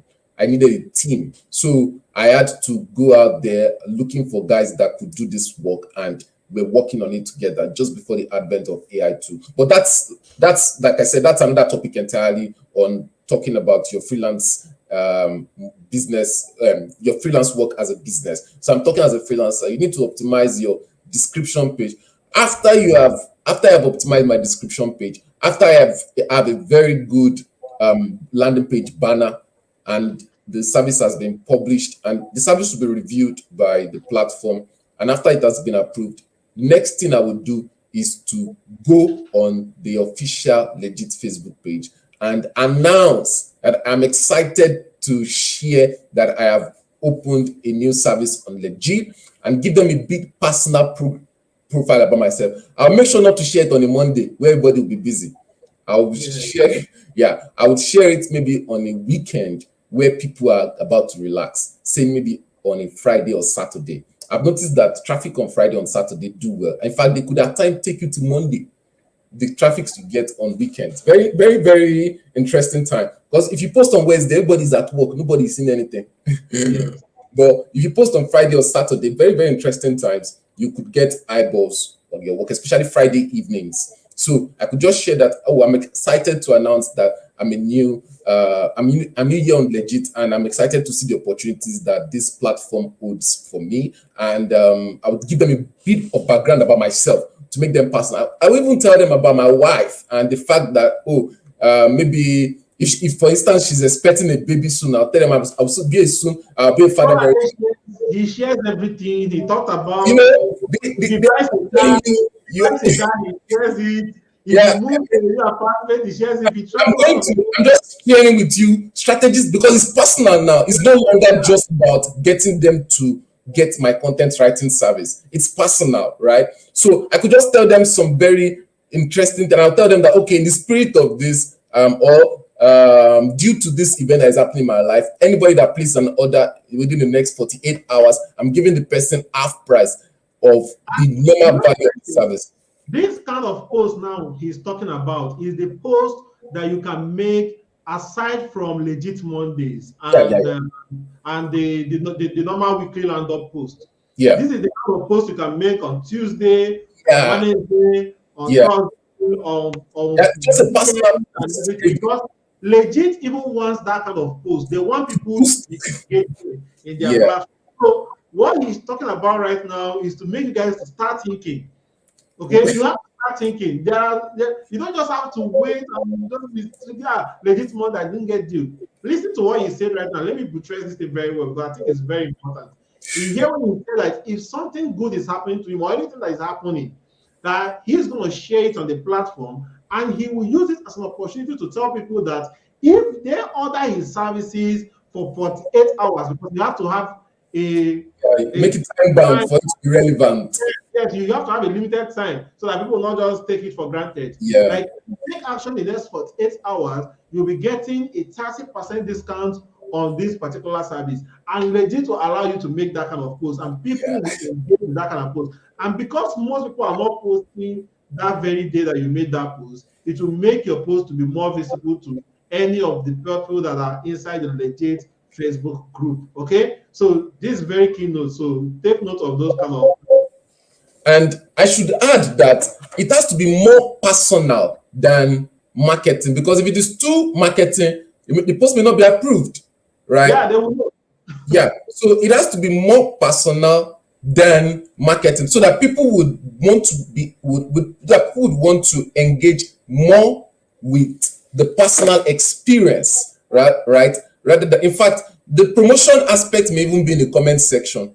So the personal aspect, that's why I said, if I'm starting as a newbie, you said if I'm starting as a newbie and I want to get orders, honestly speaking, that's what I would do. So now that first step would attract the eyeballs of people on my service, and it's going to attract a little bit of traffic to my landing page. Remember, I have optimized my landing page already before I went out to do that marketing. Now, I'm not only going to do that marketing on Legiit, I'm going to go to other SEO groups. Like I said, what I would do right now is to think of people that will need SEO services, and people that are in the rank and rent industries, and people that actually use SaaS tools, or people that are customers of SaaS tools. SaaS means software as a service. So software such as RankMath, Yoast, or some of these plugins that we use on WordPress or Sadio, they are softwares, right?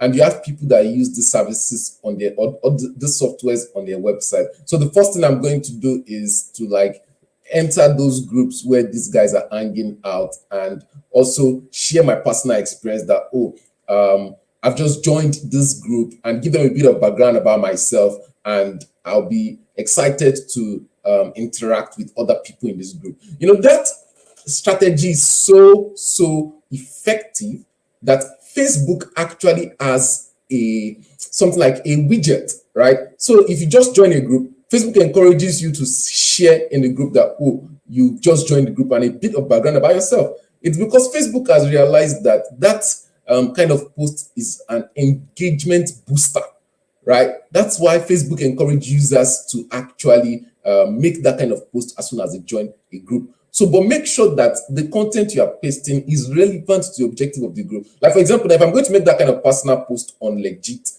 obviously I know that it's to the Legiit customers base, right?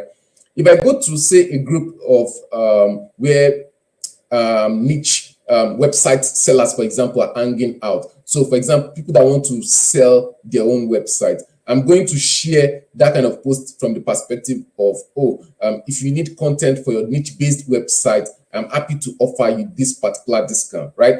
I customized it according to the name of the group. So if you go to a rank and rent website, the post also will be customized. Your offer will be customized to me. You can tell them that, if you need content for your rank and rent website, right? So that's just, you need to personalize and customize that particular post. So that's the first thing I would do if I am if I'm a newbie and I want to get new orders on Legiit. So after I do that, I would also go to LinkedIn.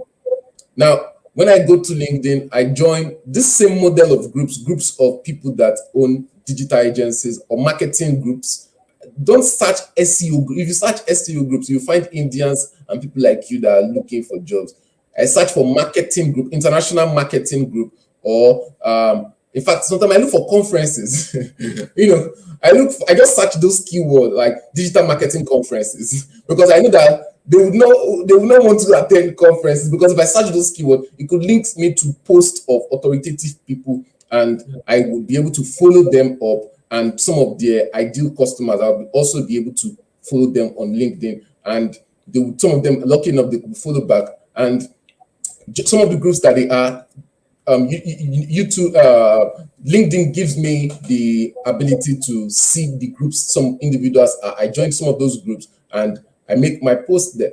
I can assure you, if you run this kind of marketing campaign for your Legiit services, I can assure you that in less than 48 hours, you may not get a sale, but you get a conversion. Now, to me, conversion is when someone sends me a message, maybe, for example, in my Facebook or in my DM on Legiit. My duty is now to take up that conversion because I've already gotten the lead, right? You may not get a sale instantly, but you get a lead. So my duty is, once that campaign has, because it has streamlined my effort, you may be lucky enough to get an order. You may also get a lead. People asking up about your service. Some people that, okay, obviously no one comes online to buy something. Maybe they're just relaxed and they saw your post and they engage and they just sent you a message, maybe for some time later.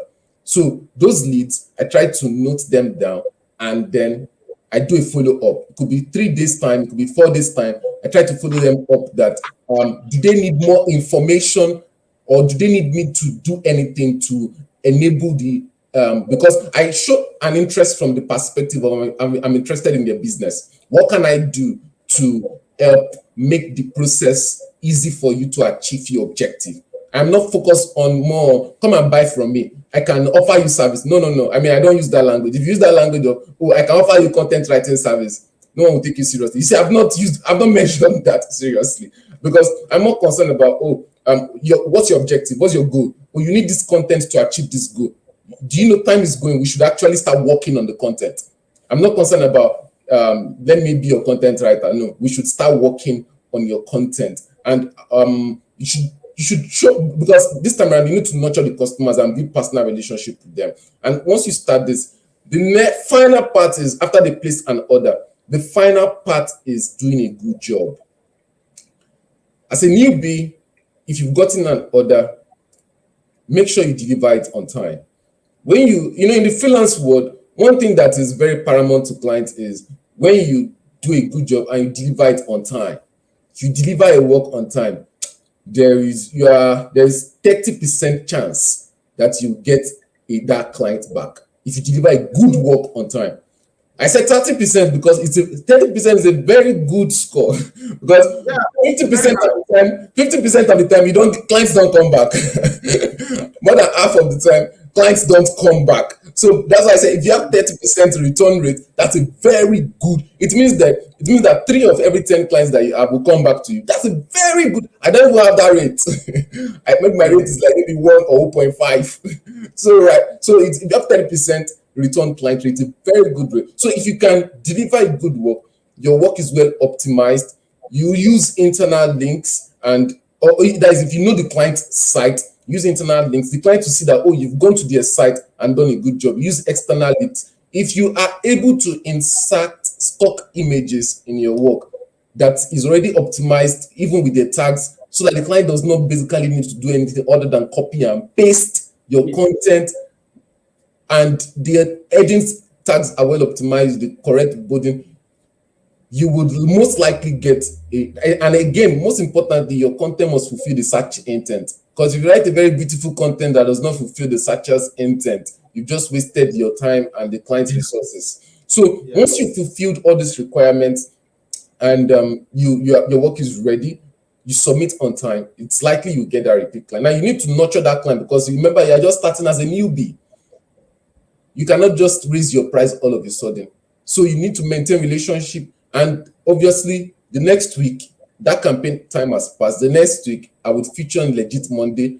If the project I have finished, I'm talking from a newbie, the project I have finished, I can talk about that project during the week of the next week. So for example, because that is allowed, right? So for example, of course, on Monday, you can't market, on other days apart from Monday, you can't market yourself, but you can talk about your work, really. So it is still in the process of me increasing my visibility on the platform.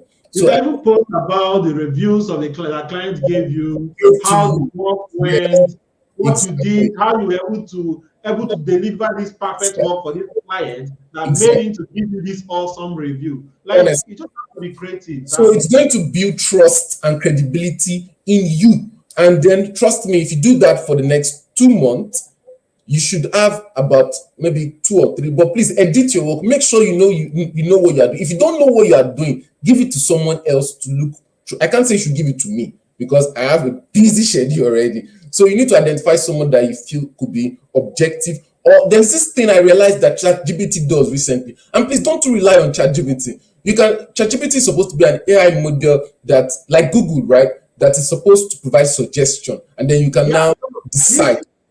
What you are trying to answer now. So someone asked the question, Abubakar, he's actually one of my students. So he asked, what tools do you use to write and optimize your article? But before you answer that question, guys, if you have any question for Kolade, this is the right time for you to put that question down in the comment section, because I'll probably be picking up the questions I will have right now. And once he's done answering all these questions, we're going to call it a day, okay? So we Yeah. have less than 10 minutes to spend right here, okay? So guys, so let's start from the, okay, so once you are done with the first question, like how a newbie can start from beginning to the end, then we can go into the questions, okay? So let me allow you to complete what you're trying to say right now before. Yeah, so still talking as a newbie, because he asked me a question: if I'm a newbie, what would I do to get an order? Yeah, yeah. And that's what I'm trying to answer. So the next week, after I have done what I did the first week, I'm going to share my success story, right? Because you see, sharing success story are a very effective ways to get attraction, and in fact, Facebook likes it to boost. If you notice, whenever you share a success story post on Facebook, it tends to get much more traffic and attention than a post that is making impact or an inspirational post. If you share an inspirational post or a sales post, or a sales post, if you share a sales post, it's going nowhere. You're sharing a sales post without paying Facebook, it's going nowhere. So, but if you share a success story post, you see people share graduation posts, birthday posts, you see those kind of posts, Facebook gives it visibility. Share your success story based on that particular case the next week, and maybe you can share doubts that the customers had, how you were able to dissolve the doubt, and how even as a newbie you provided, and at a very affordable cost, at a very competitive price, sorry, you provided an exceptional work. So I talk about my success story, and trust me, that post should get engagement. And as a newbie, every week I'm going to make sure that I do run a promotion campaign, that is, and the promotion campaign is not just offering a discount, I'm tying something to it. So I'm not just going to say, oh, take 15% off. No, it could be, I'm giving you 15% off because Christmas is coming and you deserve a Christmas gift, right? So, I mean, it's not just about me. It could be, this is your Christmas gift from me to you. And it's not just saying 15% discount. It has to be tied to something. That why are you doing this? So that the customer knows that, oh, it's not just about because they have a coupon code, but when they realize that it's tied to something, they try to be saying, oh, they try to connect that, oh, this is my Christmas gift, right? So they know that I have a coupon. So essentially, it's easy for them to remember that there's a discount connected to that service. And above all, do a good job. If you do a good job, it's going to bring repeat clients, and then you can start your career. So when you start your career, you need to be consistent with the quality of your work, because you need to at some point increase your price. That's the only way you scale. You cannot scale by maintaining that price you start in the beginning, because if you're charging, say, $12 per 1,000 words when you start, you need to maintain the quality, so that by the time you increase to, say, $15 per 1,000 words or $18 per 1,000 words, or maybe you decide to, maybe depending on how you're writing services and the industry you focus, you decide to scale and you say, no, I want to offer $50 per 1,000 words. The customer knows that, and before you even get to that point, you'd have had plenty of reviews, obviously, to support your profile. The customer knows that they are getting quality work from you. Now, the client I was telling Martin about that is thinking about onboarding me on his organization. He's currently in Canada. He's thinking of onboarding me on his organization. We've been together for like 2 years now, and for each of those time, I started doing my $15 per 1,000 words with him, and I had to upgrade my service to $18 per hour with him. Imagine a client that started paying $15 per 1,000 words. And the interesting thing is that for this task now, we are using AI. I'm not even, and in fact, he's the one that paid for my AI subscription. So you see the level. But before we got to that point, he's paying for my AI subscription, and he's paying $18 per hour for that work. That initially we used to manually write for $15 per 1,000 words, right? So, but I didn't just get to that point all of a sudden, and he didn't just trust me to handle that process all of a sudden. It's because I built that reputation over time. So the quality of your work has to be consistent. And in fact, I mean, in the last month, I did a work for an agency, and it was also based on per hour. So, and the work was an AI generated job, and I was paid per hour too in dollar for it. In fact, more than how much I used to charge. They provided the AI too. They had, in fact, most digital agencies, the way they are scaling towards AI too is crazy nowadays. Really, really crazy. So there's this thing that they say that is not AI is not going to take people's job. yeah. It's people People knows how to use use the AI AI. tools that will take your job. Right, So your right. job is to know how to use those AI tools. So for you that are afraid of AIs, learn Yeah. how to use AI. Okay. Yes. So the point I'm just trying to make is that before you get to that point, you need to first provide quality, right? Now, the truth of the matter is there are some jobs now that I just ask my virtual assistant to do because I have gotten out to that point, and I have actually have quite a very busy schedule. So I just tell her that, you know what, do this job for me, and I just pay her very well to do the job because I can't afford a quality that is not up to my client standard. Sometimes I don't even make profit on certain projects, but what matters to me is the impression that I created on the client that, oh, this job is good. So I pay, just like Martin pointed out, that one way to scale is if you know that you want to attract reputation to yourself and maintain a certain level of quality for yourself, you can make some sacrifices and pay people that can actually do something very good for you just to build your reputation. But that is on the part of scaling. That's on the part of scaling. By the time you get to the point whereby you need, because you can't just be writing just writing 1,000 words. I see some very interesting journeys of people that claim that, oh, they are paying them $1,000 for 1,000 words article.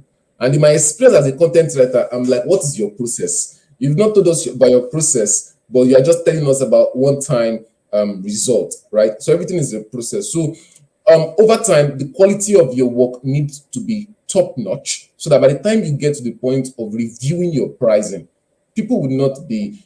Let me tell you an interesting fact. I didn't even consider increasing my prices until it was a client that told me that, you know what, guy, you are charging way low for your service. Increase your price and I'll place an order.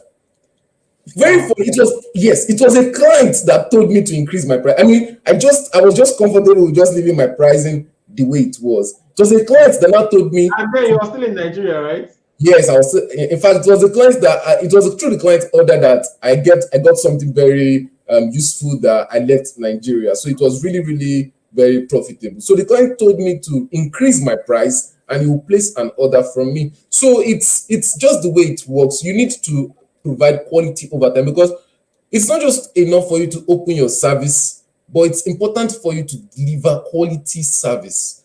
Because if you don't deliver quality service, so the thing is that it also spreads not just about content writing. If you're not good at content writing, don't do it. If you're good in social media management, do it. A lot of people need, like me now, I know how much I spend on social media management every month, not just for my business, but for other brands that I manage. Because TikTok is booming right now, and one needs lots of video content. If you're a video editor, know how to do it very well. That one, obviously, no one can need to see your writing. People need lots of video editors right now for brands. It's still the same approach that I told you about my content writing that I would deploy if I am about to sell a video editing service. If you are a website designer, it's still the same strategy. Honestly, there's just still no, but you need to deliver quality work over time. But most importantly, make sure that whatever you are delivering, you understand it and it has maximum quality. That's what's going to sustain you over the time. You must remember that it's not only the beginning. I can teach you what to do to get the first order, second order, but for you to scale, a lot depends on yourself and your ability to deliver quality service. So you need to identify your strength point. And if you're going to be using AI, you are going to be using AI, make sure you understand what you are writing and what is giving you, and how to prompt it and how to edit it properly. Otherwise, you will just be embarrassed by just if you just submit and copy and paste the content that's been generated with AI for you. So I think that's just the tips I have right now. And at the end of the video, I'm going to share the link to the groups, outside groups that I marketed my services to Mr. Martin, and hopefully we share it with this audience. And for now, if you have any question, you can just ask me for now, because I think after today, I'm not sure I'm going to be able to make it back to this program. You will still make it, but we'll find a time that is very convenient for you. Okay. Okay. So here are some of the questions that they have. So Mohammed asked, as a newbie who doesn't have money for SEO tools, how do you advise they are able to deliver SEO content to clients? Now, if you're talking about SEO content, the only tool that you need, in my opinion, is the free Google Docs tool, and maybe at the beginning, the free Grammarly tool. And again, now that SEO content is upscaling, you may not get suffer, right? You may not get suffer SEO, but one thing that makes this content writing business to be much more attractive is if you are able to add one SEO tool to the content right now, because I believe one thing that is trending now in the content industry is software optimized content, because people have lots of trust in that software tool because of its ability to generate relevant data sets that are going to make the content optimized. But if you don't have that, you may not have access to that. That's no problem. But all you need for at the start is Google Docs and Grammarly. And the next thing you need, they're free. The next thing you need to know is how to optimize those content. And we've told you about Banklinko and Neil Patel.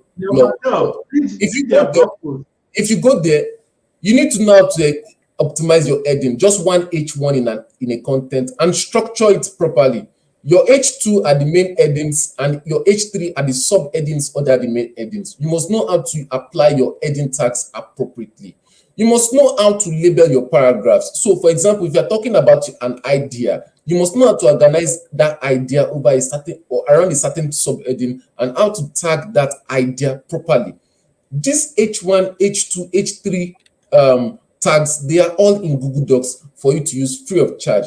When you install the Grammarly plugin on your browser, you are able to have a small widget that helps you to even edit your content as you write. So you can format your work from inside the Google Docs link. That's why when I was telling you about me creating a service description, I told you I'll paste a Google Docs link, an editable Google Docs link, in my service description. So that's just it. Grammarly and Google Docs. That's all you need. So as you upscale, you can now you can ask clients, do they have access to software SEO? If they have access to software, you can actually work on software. You don't need to buy those tools. You can ask them that, okay, do they have software? And there's this tool again that that I used to use back then. It's called Writersonic. I don't know if you know about Writersonic.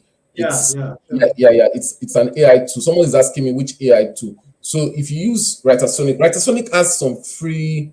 It has some free version, but it's not going to sustain you over time. It's not going to sustain. That's the thing. You know, one thing with these AI tools is that currently right now, if you want an AI tool that's going to give you what you need to that extent, you're actually going to go for paid ones. Honestly, you have to be ready. Even if you're using the free ones is not going to get you up there, but you can get started with it. Let me tell you the truth. Like Friday is trying to explain right now. Don't just see it that what's going to be your limitation right now is money, or tools, or all those things that you're trying to mention. Those are not going to be your limitation. Your limitation is you not being able to work very hard or work consistently to market yourself well enough.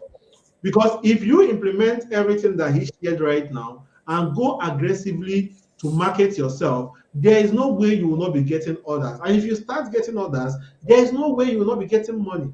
And if you Yeah. start getting money, you can now channel it to tools, to hiring other people to do most of this stuff for you. The most important thing first is doing what? Focusing on marketing yourself Yeah. aggressively and utilizing all the arsenals you have and be creative about it so that you'll be able to get more orders for yourself. Right. So the next question that I want you to answer right now, still similar question, but let me just combine these two. The person is asking, will you use an AI tool as an assistant to write your article? And what tools do you use to write and optimize your article? Yeah. So I just they just answered. want to know tools. Yeah. Yeah. I think I just answered this right now. I told you that I have two clients that I have worked with that, in fact, stated that they wanted that project to be done using an AI tool that they paid for. Right? So I use AI tools, and but I don't just rely on them. So I edit the content that is generated from AI tools. Now you see, there are very common, as a writer that has seen a lot of content, there are many common sentence structures that are common around AI generated content, right? And I know that those kind of structures, my clients don't want to see them. Like, for example, now if you ask ChatGPT to generate a content now, especially in the digital marketing industry, in the beginning paragraph, you're going to be saying something like, in the ever evolving digital marketing landscape, or something like the ever changing digital marketing work, or in the there's only something going to be along in the ever, right? And anyone that is familiar with marketing content knows that where this is coming from, right? And there is also this paragraph, this idea presentation format of ChatGPT, whereby they say, if you ask a question, it will tell you that the answer will depend on various factors, such as, you now list those factors and then it will explain those factors. Or there's another model whereby it uses very, very elevated form of language for simple ideas, right? Yeah. For simple idea, use very elevated form of language, and nobody will talk that way, right? Nobody will write that way. So those tone, in terms of tone, style, and sentence structure, and even presentation of ideas, right? The ways that would not seem engaging to a ordinary reader. I try to look out for these things and format them out so that, and obviously something that if you generate with that same AI tool somewhere else, it will return that same result. We try to avoid it. And concerning the tools I use, they are very, very expensive tools, and I don't even pay for them myself. There's one called perplexity.ai. There's perplexity.ai, and there's Writesonic, and of course I use Sofa, and I use Qtext. Qtext is just, and I use Qtext for plagiarism check, and Copyscape for plagiarism check. But these are all paid tools that you need, and I have. I think And Copyscape is free for some words. yeah, Copyscape is free for some web, but I have the premium version for all these Yeah, tools. I Yeah. can run. The interesting thing is that you see all these tools that I told you I have. I'm not paying for them. I was actually given premium access by my client. I have Sofa. That's how it works. That's how it works. Yeah. You know. So it's just over time. Like I said, if you deliver a good work, a client would. If you tell a client that, oh, you need this tool to do this job, they will provide it. They will If get it for you. Yeah, they will buy it. they will provide it because they know that you can provide a good job. But it's not when you cannot even with your Google Docs and Grammarly provide a good job. That is especially when it comes to content. Or something. You're asking for something that A client can even allow you to use AI to write content for them. They have to understand that you know what you are doing. what you are doing, Because right? today someone can carry a title and put it inside ChatGPT, and ChatGPT will write the whole content for you. Now, Yeah, do you think that a client cannot do that same thing? exactly. Do you think a client cannot just copy the title, put it to ChatGPT, then take the content and put it on their website? They can, but they know that this is not what they are looking for, and they understand that even those Google crawlers that are used to crawl the web to determine the content to write and not, there is no way they're going to be preferring content written by AI than content written by a human. Yeah. And those coders can tell if this content is written by AI or human. Now, the reason why the client is hiring you and giving you AI tools to work with is that they know that, for one thing, AI will help you to be able to do what? To create a more optimized content than you that is human. But you that is human that knows what you're doing is going to help the AI to make the content to be more in a human form, Yeah. so that everything is going to blend together. So Yeah. when you are thinking about AI, it's not about AI. Now, why I'm saying this is that there's a question right here that someone's asked. He says, "What is your take on the use of ChatGPT in writing content?" If you're thinking just taking content or taking a topic and put it on ChatGPT and just take that result and that give to your client, that's not what we're discussing right here. You're No. in fact, you're far from here. You didn't even understand what we are discussing in the first place. Those the take here, I will give you my own take, and Kolade will also give you his own take. My own take right here when it comes to using ChatGPT to write content is, maybe you have read, like someone give you, for example, best plumbers in Dallas, Texas. Okay, now you go on Google and search for best plumbers Dallas, Texas. You see the top three articles, websites that are ranking. You read it. After reading it, then you can put your the same topic on ChatGPT. ChatGPT will give it its own. Then you will now use your. That's why you have sense. You now use your own to do what? To craft something that is well compelling enough and well SEO optimized to deliver for your client. That's the best way to combine these whole tools to work for you. So that's my own take on how to use it. So Kolade will also throw more light on it. And I think that's our last question of the day. If you still have any question, then you can drop it. So, Kolade, please throw more light on what is the take on how to use ChatGPT in writing content. I absolutely agree with Martins because ChatGPT is supposed to be an AI assistant. It's supposed to make your work faster, more efficient, and more efficient. Because think about it, back in the days, I mean, I basically used to download, because I used to study the top 10 search results just to understand what Google is currently liking about a particular keyword and what are some headings that need to be in the content. And then after separating those links into one Google Docs file and the headings, I would now remove, after I have added, remove headings that I won't need, and then coming up with my own unique headings of, obviously, with some of those keywords integrated into the template I have come up with, and some of the content that were written, I will look at what's not good and then how I can represent it and what other angle and examples, because what makes you a content writer is the alternative examples that you give, really. Because Yeah.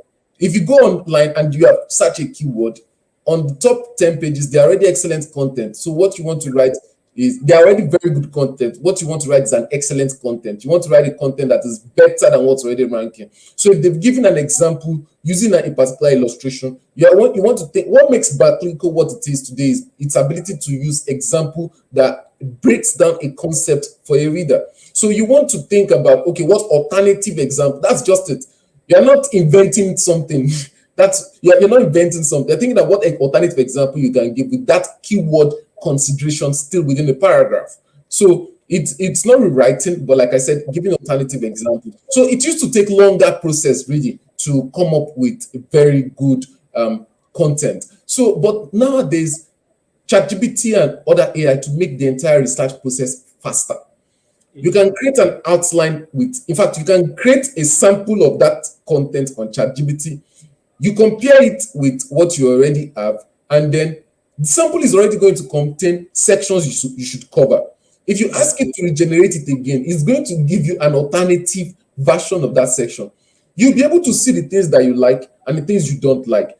You can generate an outline using ChatGPT, an outline that, okay, you can now tweak and decide, okay, which one you want to go and which one you don't want to go. For each of those sections that you have in the work, you can generate an entire content for them, and then you can choose, because what it's doing for you is basically is researching multiple ideas about that particular outline and giving you a more so you are not just limited to maybe the 10 ideas that you've seen online. It's giving you a more expanded version for that particular paragraph, which you can now take out of and then compress and make relevant for the paragraph that you want to create. So you have much more extensive resources to work with at a faster pace. And most importantly, you are not limited to just, because it's not pulling source just from the first 10 results, but from multiple sources. So now your duty is to read the content, look at its sentence structure. As a content writer, this is where, to be honest with you, your basic mechanics come to play. Your basic knowledge of sentence structures, your basic knowledge of grammar rules, your basic knowledge of coherence. Coherence is an important part of editing. Like, okay, this idea and this idea, are they logical? Do they cohere? Because most of the time I've noticed all this content, they go off point, especially if you've not read it very well. They have the standard format for presenting an idea, but along the line, they go off point. So when you read an idea, coherence, is it found in the content? If it is not, which idea is irrelevant? Which idea is not relevant in a particular paragraph? You delete it. And if it has generated something and it's not right, you also have it's like an assistant that you can ask to chat that, okay, this idea, I want you to fine tune it. You can even write an idea. And most of the time, especially if I'm not working on a project that is AI based. Now, I only use AI tool for SEO projects. If I'm writing maybe a critical essay, I don't really use AI tool for that, because I want people to engage with my critical essay. It's different. Yeah. Critical essay writing is different from AI. It's different from SEO content writing. So for my critical writing, I could have actually written the entire essay, and then maybe there's a particular aspect I want to see an alternative idea or how it could be improved. And I can take that idea and ask ChatGPT, what do you think about this particular idea? Or can you improve this idea? And then it's going to show me, because we human beings, we have our limitations, right? So it's going to show me other angles that I have not accommodated. So aside from it being a very fast and effective tool for working, it enhances the quality of our work, especially when you know what you are doing with the tool, right? So it boils down to you being able to use the tool for your client's objective and not allow the tool to use you. Because there are two different things. If you just copy and paste a content that is generated from ChatGPT and paste it like that in your client's work without going through the going through the content for coherence to see if the ideas cohere, without going through it, because sometimes it can go off point, without going through it for it to see if it's logical, for it to see if it's on track for what your client wants, and most importantly, you have to remove complicated words. I've noticed that AI, due to the way that it is built, it's built in such a very grand way, in a way that seeks after perfection. So, for example, if you ask the question, it's going to be answering like a very senior professor, right? Yeah. And nobody wants to listen to a very senior professor on a normal day. Everybody wants to listen to that common person. Honestly speaking, if you are having a conversation with you are reading from ChatGPT, ask yourself, would you on a normal day read that content? Like, no, you won't. You enjoy the ordinary post of people over some content that just sounds so grand, that sounds so eloquent, like a senior professor. How many of you read academic articles? Nobody, really. It's only people that within the academic articles. But because those models were created by academics, linguists, computational linguists that they were thinking of perfection, right? There's what you need to understand something about in linguistics. There's what they call competence and performance. Competence is the innate ability. Like, for example, if you're thinking something in your mind, it's already perfect. But by the time you now try to do it in reality, most of the time, it is not what you have in your mind that you do in reality. You understand? So, for example, you can imagine a perfect, beautiful house. But by the time you are trying to build it, it's going to, but then that's the idea of competence by performance. The way they built those models following a system that aims to make that system perfect. So, and human beings are not perfect. What makes us beautiful is our imperfections, really. So by the time you read some ChatGPT generated word, there are some words that I know that on a normal day this person will not use. And even the reader that is reading it's going to obstruct their flow of understanding the content. So substitute it. A lot of substitution goes into editing AI content. Instead of words such as um, um, there's so many difficult words, not difficult per se, but there's so many big words that people don't use per day. Substitute those word choices and honestly just make it as much as possible engaging at the human level for your readers. And to cap it all, a lot of editing, human touch has to go into ChatGPT generated content. But even as we speak, there are certain content tools, AI tools that are coming out to reduce some of the limitations in ChatGPT that can actually help you, but they are more expensive, and therefore they have targeted objectives that can actually help you to just generate content in a particular niche. When you would have given it the right prompt, right? You told it what to do in terms of removing all this formal use of language, removing mannerisms, and removing things that would obstruct your reader's flow. You must have given him the right prompt. And then once you give it the right prompt, you can still, generate something that's engaging. But overall, to be honest with you, AI is here for good, to stay for. It's just like Google. You can't take Google search engine away from our lives again.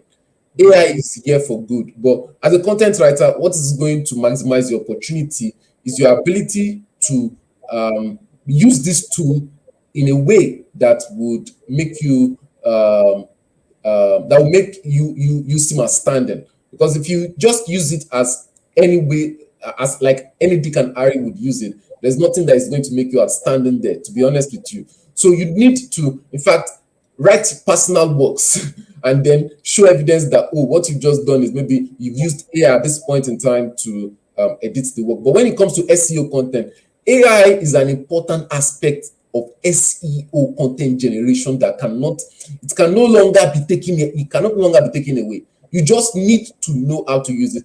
And now results are going to matter. Results, because everybody is generating AI. But what is the result you have gotten from generating AI? My client was just about 2 hours ago, before the meeting, that client I was telling you about was telling me that one of the keywords one of the content we worked on with AI was occupying the second position for a particular keyword, right? Wow. Yes. I mean, it's so impressive. It's that impressive. So imagine a client wants me to, is asking, do you use AI? I'll tell them, yes, I use AI. And this is the result I've gotten from the work. It's not just about I used AI, but what follows after it? What's the selling point? Everybody uses AI, but what is the result that you're getting from it? I'm not just using AI. I'm using Sonic. I'm using Software SEO, and not just those tools. I'm using Grammarly. I'm using Copyscape, all on one content. So it's not just the traditional writing content and just publishing out like that, but a lot of optimization has gone through the content. So by the time it's gone, and that content was less than 6 days. I can even share the chat with you. It's less than 6 days that we ranked that content in a very competitive niche using AI tool. So the question is that it's not just about you using it, and it's not just about you editing it, but what's the result you are getting with it? I believe if you are able to go this length, you need to go extra length. If you're able to go through this extra length, clients will begin to take you seriously. And trust me, the AI boom is going to be another oil. It's going to be another oil boom for you. So it's not something to fear about. It's not really something for you to be afraid of. Yeah, definitely. So in summary, what you have to pick up right now is that, first of all, AI is here to assist you. And as a SEO content writer, you have to find a way for you to be able to use AI in your work and make it to be more faster than the days that it would have taken you. AI can provide you the things you need to be able to get started. And the most important thing that he mentioned right here, which I keep on hammering about, is that you need to learn prompt engineering. When it comes to AI, it is what you give to AI, AI will give you back. It is not anything you want AI to give you, AI will give it to you. But if you know how to properly instruct AI to be able to get the result you need, AI will help you to provide the best result that you need. So that's why I always advise for people to learn prompt engineering. Whichever thing you're trying to do now, like you said, AI is here to stay. Just like Google is in our life now, AI will become part of our everyday life.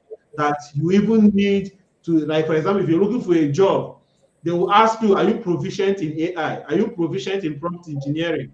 Okay, so these things are coming out now, and if you're among the people that learned how to use this stuff as early as this time, it's going to help you a lot. And note that as time goes on, most of these free AI tools that you're seeing right now is going to become paid. And when they become paid, the free version they are going to give you is not going to be worth it again. So maybe then you don't even have money to enroll in other things. So any opportunity you have, you can go on YouTube, you can search on how to learn prompt engineering, you can go on Skillshare, you can any platform that you know you can freely learn most of this stuff. It's very easy for you to do. Okay, I think I've shared a course with you guys that teaches how to write SEO content with AIs. I think the course is on Skillshare. I've shared it, but I'm also going to drop the link in the description of this video so that you can go there and learn how to do this stuff. Okay, learn how to integrate ChatGPT with your content and make sure that it's well optimized, that it's not reading like something that a robot has written, so that you can be able to deliver perfect works to your client. Okay, so I think that's the. So what this person asked, I think this is the last of. Can you drop the right prompt for us as a program? Look, Abubakar, I don't think this is the right question. I'm telling you the truth. For me, maybe Colade might have something else to say, but to me, like I said, you need to learn prompt engineering. There is nothing hard in that. I've mentioned platforms that you can go and learn how to do that. Okay. So, Colade, what do you want to say about that? Honestly, in my opinion, like you rightly said, this is not the right question because every task is unique and it requires different prompt. For example, now you cannot expect to use a prompt for a plumber that's in the construction, let's say commercial construction industry, with a plumber that's in a let's say for example in a residential construction industry, because you know why? The keyword are going to be different. Yes. You are writing for a business versus a home, a home owners, right? Home owners. The consideration that business owners would make will be different from the considerations that home owners would have to make. Yeah. Home owners do not have the complicated plumbing facilities of commercial businesses. So you would not expect to write, or for example, let's say you are in the home decor niche. You cannot expect that the prompts you use to generate a content, in fact, the content format itself is different. The prompt you use to generate a product review is different from the prompt you use to generate a product roundup. A single product review is a product roundup, a blog post, a service page content, a landing page content. They are different prompts. So there's no general prompt for you to follow. You need to, if you're coming to writing, you need to first go back to the basics. I used to tell people, read better grammar. I used to be sincere. Go back on. Some people don't understand what noun is, don't know what proper noun is, they don't know what common noun is, they don't know what abstract noun is, they don't know how to use capitalization, they don't know how to use punctuation, and they don't know. Go back. You see, writing is one place whereby you can escape any imperfection. While you are speaking, you may still give out some inconsistencies, but writing is one opportunity for you to correct and fine-tune whatever inconsistency you can have. You need to first, that chat, if you are too lazy to read a book, go to ChatGPT and ask it to teach you grammar. Honestly, it's that easy nowadays. So basically, you need to first learn the basics before you even learn prompt engineering. Go back and learn what English grammar is all about. Learn what English capitalization is all about. Learn what English punctuation is all about. Because no client, they have their native. You have to think about the fact that you are competing against native speakers. I told you, see, I have 2 master's degrees, and it's you are going to be competing with someone like me. So if you're coming with a prompt that is in fact not well worded, there's no way you can match those competition, right? So you need to understand what you are doing. Go back to the basics, understand the basics, and then when you understand the basics, you understand what the basics entails in terms of the grammar. You understand the rules of grammar. Because by the time you ask ChatGPT to do something and it does not do it correctly, you'll be able to know, because it is your native knowledge of grammar, capitalization, punctuation that will help you to detect it. But when I say grammar is refers to the rules, grammar is not should not be confused with vocabulary. I find a lot of people confuse vocabulary, especially complex vocabulary with grammar. Grammar simply means rules. Rules that you follow in a language. What words should be before which word? Which sentence should be where? Which sentence should be used where and which should not be used where? You have simple sentence, complex sentence, compound sentence. Where can they be used? In SEO content, most of the time they favor simple sentence structures. Compound sentence structures are usually followed maybe in exceptional cases, but most of the time the simple sentence structure is followed, and that's still the same model that the Hemingway tool follows. The Hemingway tool follows the model of your sentence should be simple and short for the reader to consume. So that someone that has not even been to school before will be able to follow your ideas. So you need to understand if you can understand those basic things, because think about it, what makes an entire text or an entire book? Everything is a text, is a simple sentence that are joined together correctly. So when sentences are not joined together correctly and coherently, there is no way that you that don't know how to recognize a coherent sentence, if a ChatGPT gives you a content that is not coherent, you will not be able to detect it. So it goes back to the basics. Understanding the basics. When you understand the basics, prompting will be easy. You know that, okay, this is the introduction. What do I need to be the introduction? After a definition, how short do I need the definition to be? And what are the items do I need it to mention in the definition? And what are the things I needed to emphasize in a paragraph? What aspect do I, because if you don't curtail ChatGPT at times, it could go way out of what you want it to do for you. So you need to prompt it and tell it that, okay, you know what, give me a brief, in this paragraph, for a particular paragraph, you can give it like 4 prompts or 5 prompts for a particular paragraph. Otherwise, if you just write generate content on this topic, what is, say for example, what's SEO content writing? It's just going to give you some general idea. But for a particular paragraph, and first of all, you generate an outline. After you generated the outline, you have edits that you're working with. And then for that particular edit, there's a particular ideas that you want to expand on and you want it not to expand on. You mention it in your prompt. And if you've not correctly written the right prompt because you don't understand grammar, ChatGPT may misunderstand you. So your level of proficiency in ChatGPT or any AI tool you are using is equal to your level of proficiency as an individual. So the way I would prompt AI right now to generate a result would be different from the way someone that does not have my level of knowledge would do so, because there are a lot of consideration that I would have made in my prompt to get a particular paragraph that is optimized and that fulfills the searcher's intent. Because one thing that people keep forgetting is that the lifeblood of SEO content is searcher's intent. It's not just a content that fills an entire paragraph. It is about, does it contain what the searcher is looking for?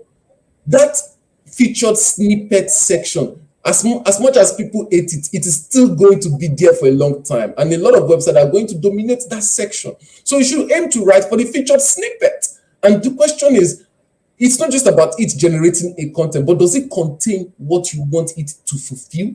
Does it contain your searcher's intent in the paragraph? So these are considerations that if you don't understand the basics of, okay, SEO content writing, or even grammar or capitalization or punctuation or coherence, you won't be able to realize this in generating your prompt. I don't know if it makes sense. So it's not about getting a general prompt, but going back to the basics. So sorry I'm taking your time, but I just hope this makes sense, right? No, seriously, it makes sense because I try to, one thing like I try to get people to understand is that whenever it comes to making money online, it's hard work. Yeah. Don't let anyone to deceive you that there is a get rich quick somewhere. Yeah. The people that are showing you the result, the money they have in their accounts, they did not start today. I used to mention that in my videos. I can show you tomorrow the money I made from e-commerce. I did not start e-commerce business today. Yeah. You understand? I can show you the money I made from affiliate marketing. I did not start affiliate marketing today. I can show you the things I'm doing right now. And you'll be like, wow. You think that if you just start today, you start. No, you don't have the level of experience that I have. Okay. Yeah. So you have to understand that you need your building, you might still be in your building phase. Okay. Now, but what we are trying to streamline with you guys right now is that the best way for you to get started so that take from you starting and from you making money is not going to be that wide. Okay. Yeah. Now, like what I don't know, right now, he has thought about, how you can be able to get started as a newbie. He thought from how if he's going to get started right now, how he's going to get started from A to Z to make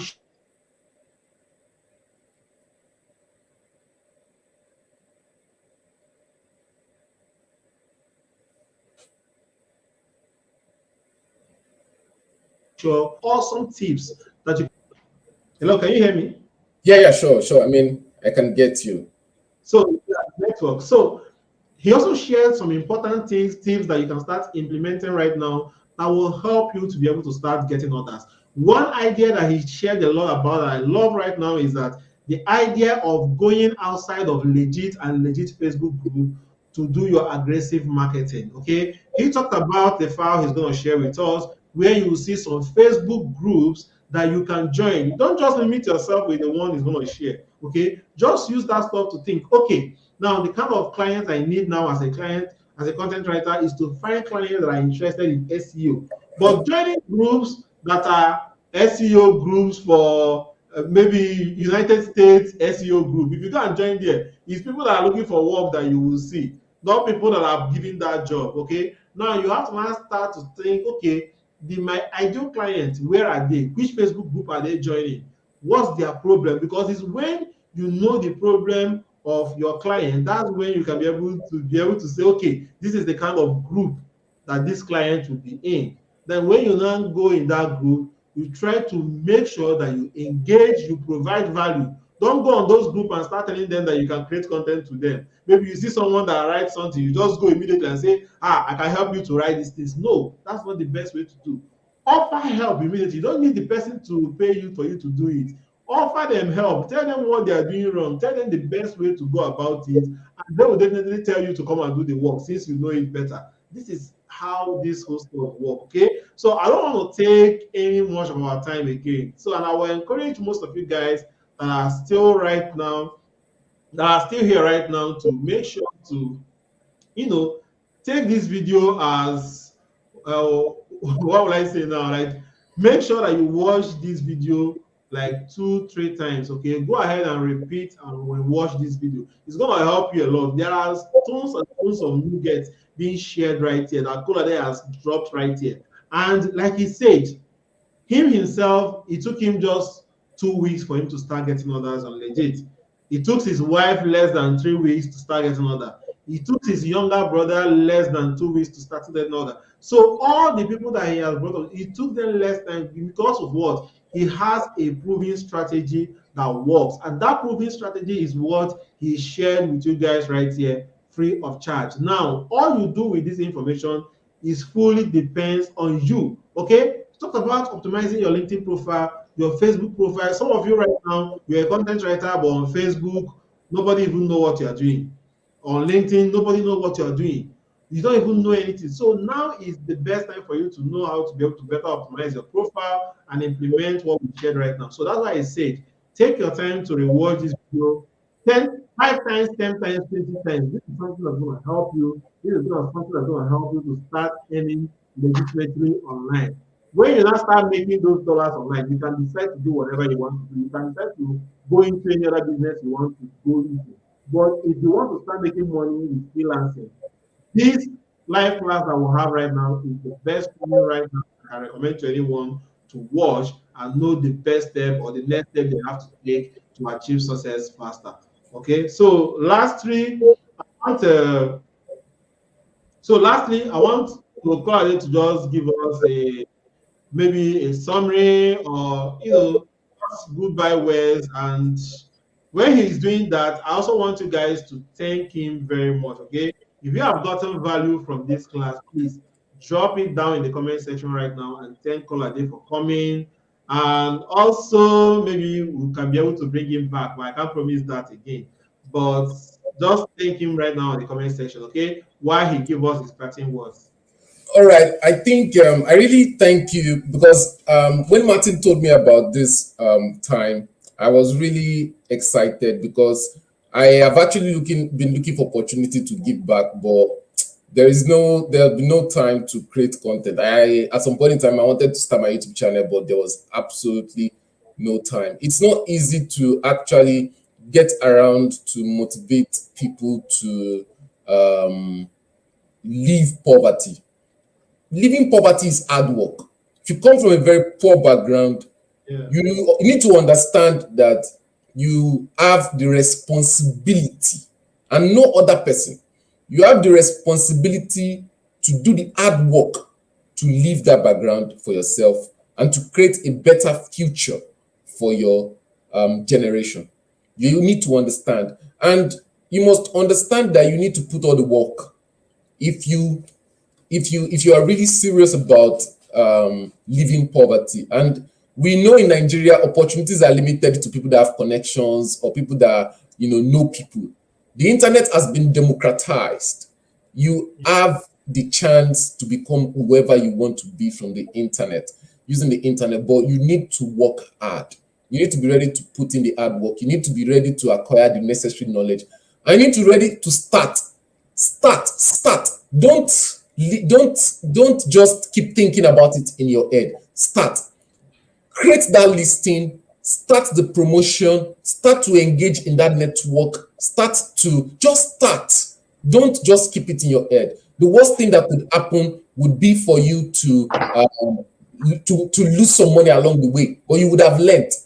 But start. Once you start, you would definitely get a result at some point in time. You definitely get a result. And just in addition to the list of Facebook group and I think this discussion is important because it has highlighted some of my experiences, and I just hope that you'll be able to learn one or two lessons so that you will avoid some of the pitfalls that I had earlier in my career and some of the mistakes that I made, and you'll be able to just fast forward your progress and just take some of the tips, right, that I have given. And I'm going to share a post that the CEO of Legiit asked me to do one time, but that was when I just had my $20,000 on Legiit. That was not too long ago, but the title of the post is how I became successful on Legiit. How I became successful on Legiit from a single $20 order to $20,000 in sales. I'm going to share that link, and it contains a short review of the things you can do, right, to improve your services. And don't forget, a very effective way for you to maintain momentum is to deliver quality service in all you do. It may not be SEO content services, it could be video generation, but in all you do, make sure you maintain a quality level of service. And I wish you all the best. And if there's any way I can help, you can just reach out to Martin. I would not say you should reach out to me, because if you reach out to me, I would not even answer you, to be honest. Not because I don't want to answer you, but because I may never see your message. And to be honest, I may just not see your message. So if there's anything I can do, just let Martin know, and we'll see what we can do about it. Thank you very much. Okay, guys. Okay, so thank you so much, Kolade, for coming on right now. Oak, the writer, right? So let me know. It's funny. Please. Oak is an abbreviation of my name. My name is Oluwaseun Ayodele Kolade. So I just thought that. Wow. Yeah. I just thought that so it should just be. Because I know before what you used to answer is what was that name? Textot. Yeah, my formerly was Textot. Yeah, I know before it was Textot. Yeah. To Oak the writer. I was like, no, I think I like the Oak the writer more than yeah. It's branding. Textot is not that unique. But Yeah. I don't think anyone have heard it before. Yeah. It's branding. It's just a personal process. It's the point of me realizing that I had to brand, because people, when they think of writer and they think of Oak the writer, it rings a bell. And I was just thinking too much personal branding, and it's really been, because I find people that just wants to work with Oak the writer, right? Yeah. Other than just Textot. So it's just been helpful. Personal branding has been helpful, and that's why I just encourage it. Redesign your Facebook profile, optimize your pages, join the right group, and understand what they're talking about and make relevant contribution. Like I make an example of this Frank Wangene.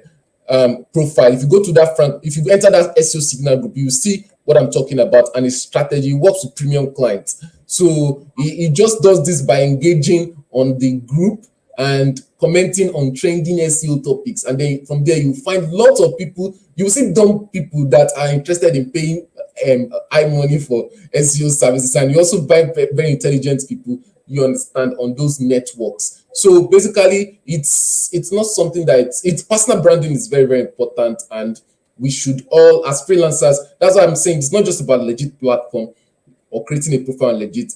You need to also go out there and do the work on your branding, on your personal profile, on your social media pages. You need to go out there and do the work so that people know what you are offering, and that way you'll be able to attract people. And let me reinstate it: you need to be in the right network. Your Facebook page cannot be having the feed of people with big breasts and big nyash, and you want people that will engage on your post with people that will pay you money. It's not possible. From my Facebook profile alone, no exaggeration, I think in the last 1 month, from my Facebook profile alone, I made about roughly $1,500 from my Facebook profile alone. That's outside my Legiit earning. From my Facebook profile alone, $1,500, and from my other from outside Legiit, I think Legiit was about $1,200, and outside Legiit, I had about $3,000 from outside Legiit, but they were not Legiit related. They were my agency based stuff. So, but those were as a result of personal branding, right? I have my personal website, so they went there, and through my Facebook page, these guys engage with my posts, right? So they are not for people with big nyash and people that want to do stupid comedy skits. They are not going to interact. There is no way they can interact with my post, right? Because I'm not in that network. So if you are in a network that you are seeing posts of people that are not related to the interest, what you interest, so maybe you see them in your feed. There's a 3 dots at the right. Just click them and tell Facebook you don't want to see them. You don't want to be seeing this kind you don't want to be seeing all those stupid things, because the more stupid thing you attract to yourself, the more value you take away from yourself. That's just it. So you need to optimize your environment so that it's around people that are relevant and that would see your work. My younger brother, that's another strategy he does. He has a community of people that has interest around SEO, commenting. He's into SEO memes. So basically, if there's any new update like this, he finds a way to create a meme around that SEO update, and then the SEO guys, they are aware of that he's a very humorous person, and they expect that in their content, they also find that level of humor in their content. The same thing too also applies to Sean too. Sean also applies humor in his post, so that people know that by the time they read his post, they will see that same level of humor. Why? They are interacting with his profile on a personal level. So you need to optimize your profile if you've not done so across all platforms. And if you want to be watching stupid content, Facebook has made it easy for you to have multiple profiles. So you can create multiple profile and then be following. Even at that, I would not encourage you to just find a way of making your profile. And again, don't be too salesy. If you are too salesy, you will come off as depressed, or like you come off as if you are too needy, like you need like, so you don't want to be like that. People know how to deal with you, so you need to do like a professional. And I just hope that you've been able to find 1 or 2 things from our discussion tonight, and I think that's just it. Okay, all right, thank you. Like Abubakar said it right here, we also need to be careful. The contents we consume out there is very, very, very important. Okay, so Kolade, thank you once again for coming today. Now, all the links, both the links to Kolade's YouTube channel, I know that now he's not fully into YouTube, but he has some content there on YouTube that I think you guys should also take a look at. So I'll be putting the link to his YouTube channel down in the description of this video. And please, if you're watching this video, anytime you're seeing this video, go and watch those videos on his channel and subscribe to his channel. Okay, let us be part of the things that we use to tell him thank you, so that next time he will come back and feed us more. Okay, so I'll be putting the links, all the links that is going to be giving me down in the comment section, and also the link to his YouTube channel, and also the link to the courses I want you guys to watch on Skillshare that will teach you how you can be able to use AI and add it up with your content writing skills so that you can be able to create outstanding content for your client. Okay, as you already know, I have a free trial link of Skillshare that you can use to get 1 month free trial of Skillshare, so you can watch anything you want to watch, whether it be it learn how to do basic grammar, vocabulary, like Kolade is talking about right now, prompt engineering, all these courses on Skillshare, and there are professionals that have their courses there. And like I said, I also have my own training down there on Skillshare that you can watch for free of charge. Okay, so you can use that 1 month free trial link that I put in the comment description or the description of this video. Go there, sign up on Skillshare, and watch those courses so that you can be able to help yourself and start making money. That's the goal. Okay, freely. For the fact that we are giving you guys this information shows that we are grateful for where God has brought us. Because I will tell you the truth, sincerely speaking, Kolade, I know when he was starting, but he didn't know when I was starting because I was like a client to him. But when I was starting, God, it was not easy. It was not. It was never easy. No matter the stage you are in right now, you are seeing us. We are living in UK, living in any country we want, buying everything that you want to buy. It did not start like this, okay? Yeah. And that's why, like he said, he has been looking for the opportunity to share. And me too. I like sharing, just that sometimes this YouTube something is more time consuming. Like you guys can see, I hardly post on my channel, but I will try and post a lot this December period so that when you guys are moving into January, you will have a lot of things, because by then I will also be very, very engaged because of the new businesses and new things I'm trying to run. Okay, but I hope you guys got value in this video today. Thank you guys for showing up, and I hope you guys will come back with a testimony. I've had people telling me thousands of dollars they are making from this thing, but I don't know. I'll tell them go on YouTube and post that so that other people will be seeing it. I don't know why they're not posting it. Me, I'm not going to pursue anybody. If you get value from my videos, if you like, you share. If you don't like, keep it to yourself. But as you're watching me right now, there are tons of value in this video. This training right now is worth more than $2,000, because with this you can make $100,000. You can make even $1,000,000 with what you just learned from here. Okay. Yeah. Thank you guys, and see you guys in the next section. Okay. All right. Thank you, Martin. Yeah. Thank you, Kolade. Thank you very much. Cheers. Okay.